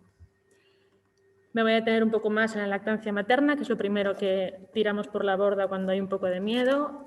Sí que aquí tenéis un poquito el manejo a la derecha, es el protocolo de atención al recién nacido de hijo madre con sospecha de COVID o confirmada. Si está asintomático, hacemos lo que hemos dicho, una atención adecuada con medidas de protección, favorecemos el alojamiento conjunto y lo que sí que estamos haciendo en todos los hijos de madre con sospecha o con infección pasada o activa en el momento del parto, descartamos una infección. Con PCR, que es el método que hemos decidido de elección, y con serologías de cordón. En cuanto a la lactancia materna, pues yo creo que ya podemos asegurar que es lo recomendado. Siempre se pone en duda, ¿verdad?, cuando hay algo de nervio y bueno, es beneficioso, es una de las medidas preventivas y de promoción de salud más efectivas que tenemos y bueno, pues debemos un poco insistir en ello. Las asociaciones de la Asociación Española de Lactancia Materna Española o la IAN o la Asociación Española de Investigación en Lactancia Materna ya nos lo dejan bien claro en sus páginas, podéis consultarlas, están también en nuestra Comisión de Lactancia Materna del hospital para que podáis revisarlas con todas las recomendaciones científicas y toda la revisión bibliográfica, ¿de acuerdo? Este es el típico que todos vamos siempre a buscar, de lactancia.org, con ese código de color en verde que es de bajo riesgo. hay niños que tienen que ingresar en la unidad neonatal, hijos de madre con infección activa o con COVID, que no significa que ingresen porque tengan un COVID, ¿eh? Debemos atenderles también, debemos ofrecerles los cuidados que necesitan derivados de su patología. Sí que es verdad que tiene unos condicionantes, entran en una unidad de cuidados críticos rodeados de inmunodeprimidos, como son los otros recién nacidos que están ingresados, y los cuidadores principales pues bueno, van a cambiar, ¿no? Tenemos una madre COVID positiva y aunque nuestra unidad siga siendo una unidad de puertas abiertas, la madre debe hacer aislamiento y debe estar en la maternidad. Como en otras patologías que retrasan que la madre y el niño estén juntos, habrá un cuidador sano que es el que haga de cuidador principal en este tipo de pacientes. Nosotros deberemos atenderles hasta que descartemos la infección según protocolo con 2 PCRs negativas. Debemos administrar los cuidados con una barrera como es el EPI también, pero bueno, dando los cuidados adecuados. Ha habido mucho revuelo también y el impacto de la pandemia en una unidad de críticos como es la unidad neonatal, pues también ha habido mucho revuelo. Quiero un poco aclarar que sigue siendo una unidad de puertas abiertas. Sabéis que nuestros pacientes, los padres no son visitas, forman parte tanto del tratamiento como son los cuidadores principales y entonces entran sin ningún tipo de problema en las unidades. Eso sí, hemos implementado un cribado semanal a todos los padres, ¿de acuerdo? Con medidas pues, como todos, ¿no? Con medidas de higiene y con control de temperatura y con la mascarilla. Otra cosa que se puso un poco en duda fue el método madre-canguro, no está contraindicado y las prácticas habituales que sabemos que son beneficiosas para los recién nacidos se siguen intentando implementar. Unas palabras especiales, sabéis que la lactancia materna en una unidad neonatal tiene unas características especiales y es que deja de ser cosa de 2, ¿eh? Hay un procesamiento, hay una extracción, hay un transporte y tiene que llegar al niño, ¿eh? Todo eso en época COVID pues, y en hijos de madre con COVID, pues hay que añadir más barreras de desinfección, de higiene y de rigurosidad en el transporte de las muestras biológicas de una posible madre COVID. En cuanto al banco de leche, que sabéis que hay un banco de leche en Euskadi, también hubo un momento de crisis inicial, hubo un parón y enseguida se volvió a poner en marcha, implementando también pues, sus protocolos de seguridad. ¿De acuerdo? Aseguraros que durante este año no ha habido ningún problema nadie se ha quedado sin tener leche donada si estaba indicado, ¿vale? Las indicaciones, por supuesto, no han cambiado. En cuanto a qué impacto ha tenido en la atención al recién nacido la pandemia, bueno, pues como hemos comentado, el resto de embarazo, parto, nosotros nos seguimos guiando con la misma guía, ¿no?, de atención al recién nacido en la que creemos en Osakidetza. Intentamos proporcionar los mejores cuidados basados en evidencia científica, ¿eh? Y en este caso lo mismo, en evidencia científica actual. Y es un momento especial en que tenemos que implicar a los progenitores, hay que ayudar y facilitar el vínculo, promocionar la lactancia materna y en estos casos pues, se ha hecho todavía más evidente por la serie de circunstancias que nos han comentado anteriormente. No hemos cambiado el modelo de atención, sí que en el área de partos pues, tenemos que atender este tipo de niños vestidos con el EPI y lo que hacemos es llevar los cuidados a donde está el niño sin tener que sacar al niño ni nada. Niño con madre y somos nosotros los que entramos y unificamos cuidados. Intentamos la menor gente posible, unificar cuidados y todo. La primera PCR la hacemos en el momento del porperio inmediato, cuando terminan esas 2 horas de adaptación inicial, para unificar cuidados, para unar cuidados, vamos. Y luego el resto lo hacemos en la maternidad con un alojamiento conjunto. Cosas que han tenido impacto, pues sabéis que la maternidad, una de las ocupaciones mayores es la lactancia materna, pues ha tenido esta pandemia cosas positivas y cosas negativas. Las visitas han desaparecido, eso ha sido algo increíblemente beneficioso para todas las familias, creo que es una medida que llevábamos reclamando todos desde hace mucho tiempo y sobre todo las familias, las madres y las parejas. Y creo que debe quedarse. Y es así, creo que tenemos datos suficientes para justificarlo. Creo que la tasa de lactancia materna al alta exclusiva ha mejorado claramente y bueno, es un estudio, o vamos, esto da para una tesis que podemos claramente, ¿no?, documentar cuando nos piden explicaciones. Y bueno, otra cosa que el efecto negativo es que sí que en función de la fase de escalada, esa escalada que hemos tenido, pues el puerperio es un momento altamente sensible de adaptación y ha habido barreras. La lactancia materna sabéis que no es cosa de la mujer, depende de muchas cosas y les hemos quitado el soporte familiar, el soporte comunitario, la tribu, quiero decir, y entonces, y muchas veces al principio el sistema sanitario anda un poco torpe. Entonces, bueno, hemos aprendido a compensar un poquito y hemos tenido que estar un poco pues, más cribando alteraciones y desviaciones de la normalidad que acompañar en esos inicios de lactancia. En cuanto a la alta hospitalaria, también ha habido mucho rum-rum. No hemos cambiado las recomendaciones de alta precoz. El programa de alta precoz de esta OSI funciona muy bien desde hace mucho tiempo. Las recomendaciones son las que son y seguimos ofreciendo las altas precoces cuando están indicadas. Lo que sí ha cambiado, veis que una cosa fundamental es la actitud positiva por parte de la madre y la familia, y lo que sí hemos notado los que trabajamos en la maternidad es que ha habido un aumento claro de la demanda de altas precoces. Algunas bien dadas y otras en clara relación a la información, o diría yo, a la toxicidad de la información que se recibía en los medios. Hubo claramente 2 picos en marzo y en octubre. Se duplicó el alta precoz pues como un 50%, pero no fue un éxito de programa, porque fue ligado a un aumento del número de consultas de seguimiento. Venían niños pues que no habían hecho la transición adecuada, con problemas de instalación de lactancia. Lo que guiaba esas altas era el miedo y no pues, lo que nosotros recomendamos como alta precoz, ¿verdad? Lo que sí que hemos aumentado quizás, que eso está bien, igual también lo podemos dejar, es que damos altas a todas horas. No solo es altas de 8 a 3, damos altas de 8 a 8, cuando todavía es adecuado ir con un recién nacido a casa, ¿vale? Entonces, bueno, eso sí que ha sido uno de los cambios en la atención. En cuanto a la continuidad con AP, bueno, el recién nacido va ligado a la madre, no puedo hablar de una atención de seguimiento por el equipo de pediatría, hay una continuidad de seguimiento por el equipo de pediatría, de la matrona, están un poco relacionados, esto es la misma línea, el protocolo de atención al recién nacido, con el del puerperio, con el del embarazo, va todo un poquito de la mano. En nuestra OSI, lo que nos ha traído también la pandemia es que algo que también estaba en transición, hemos conseguido que se lleve a cabo, y es que todos los recién nacidos de nuestra OSI se van con una cita de seguimiento por el equipo de pediatría.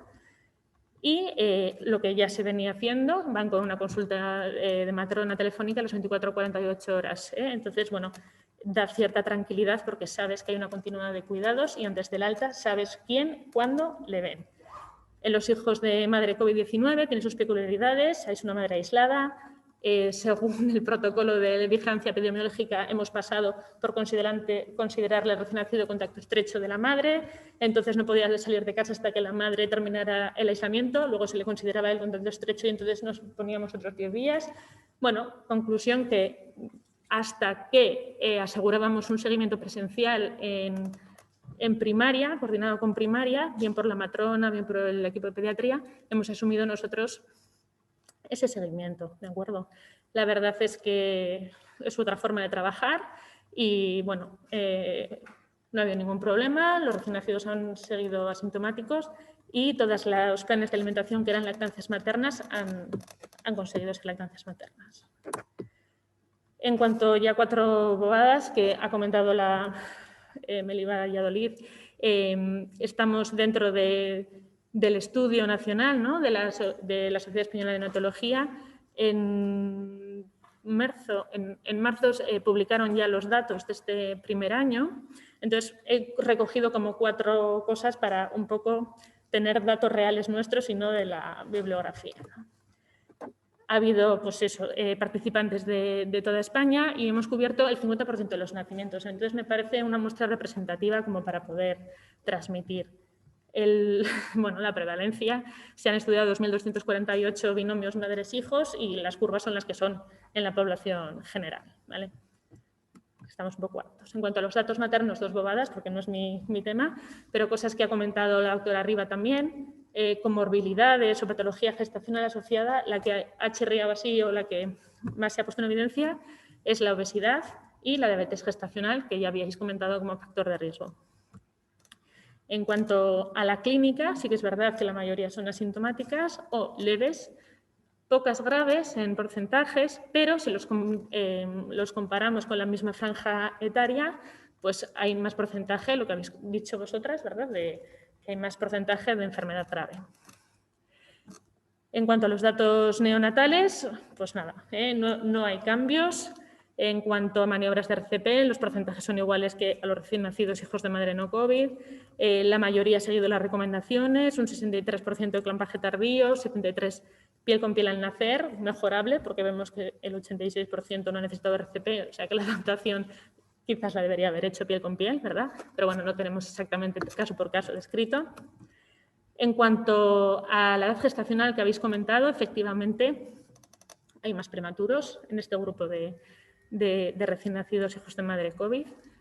Si los comparamos con las estadísticas del último año, un 10% menores de 37 y un 2,5% menores de 32. ¿Por qué? Pues lo que habéis dicho. Enfermedad grave, pues más prematuridad. O sea, es realmente pues causa iatrógena, ¿no? Finalización del embarazo por la severidad de la enfermedad materna. En cuanto a los datos neonatales, la mayoría hemos seguido el protocolo pautado. Hemos hecho un seguimiento en el 80% de los casos y el 90% ha conseguido hacer un alojamiento conjunto. Todavía pues esas primeras recomendaciones, esas separaciones, ese control de infección, ese miedo al contagio, pues se ha hecho fuerte en algunas instituciones o lo que sea y todavía pues hay variabilidad en la práctica clínica. En cuanto a la lactancia materna, pues no son datos para llorar, o sea que está muy bien.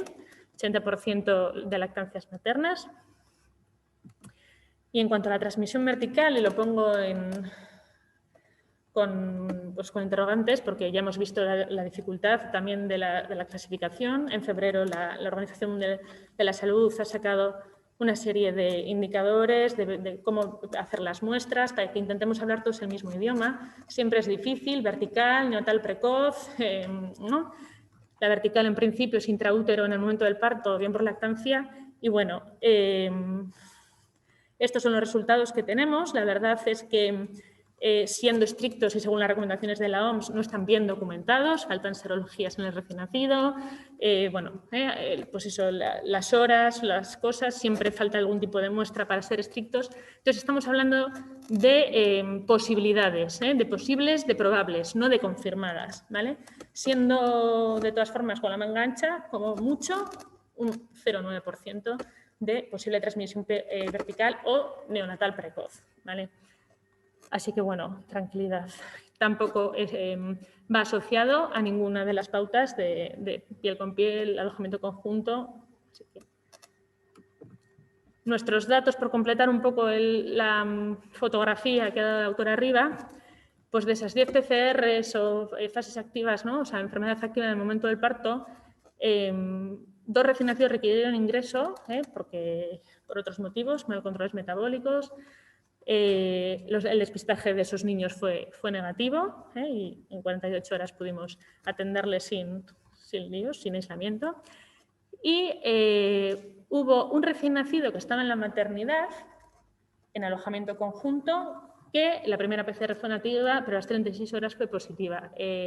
Solemos hacer esa primera PCR en el momento del parto para descartar que nace con esa PCR positiva y luego antes del alta para un poco control de no se nos han infectado durante la estancia en la maternidad.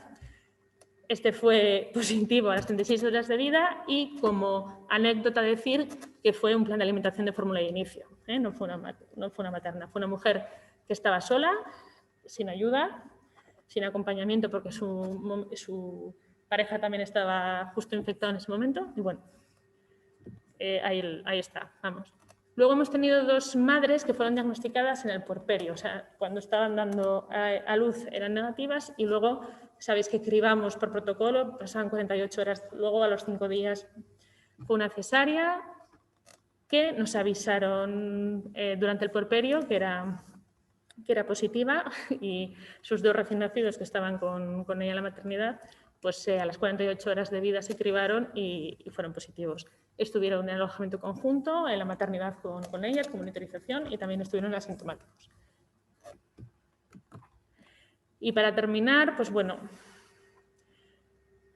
recalcar o que os quedéis con los efectos negativos que tiene, pues eso, ¿no? La separación de la madre del niño, la no lactancia materna, en toda esa salud materno-infantil, tanto la madre como el niño. Así que, bueno, vamos a intentar recuperar lo perdido en mayor o menor medida y nada, recordaros la importancia de recuperar las buenas prácticas que sabíamos desde hace mucho tiempo que funcionaban y que era lo mejor para la salud materno-infantil.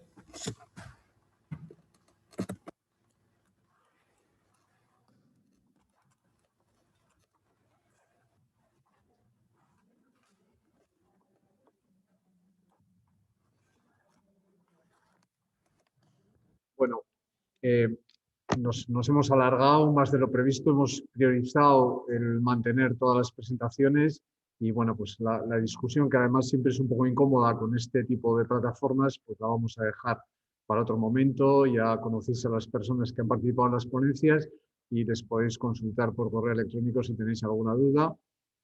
Quiero agradecer a los ponentes de 5 servicios que han participado en esta sesión multidisciplinar. Realmente han hecho un esfuerzo por actualizar el tema en el embarazo y por actualizar cómo está la situación en estos momentos.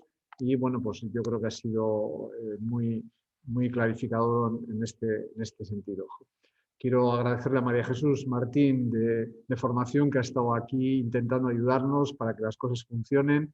Disculpar los problemas que ha podido haber. La verdad es que, bueno, pues estabais muchas personas conectadas y esto, bueno, pues siempre hace que se retarde un poquito la señal y, bueno, pues nos ha costado en algún momento conectarnos. Y, bueno, pues finalmente agradeceros a todos los que estáis al otro lado de la pantalla y bueno, pues esperamos que esta sesión haya servido para clarificar todo el tema del COVID en general y el COVID alrededor del embarazo y el parto. Muchas gracias y hasta luego.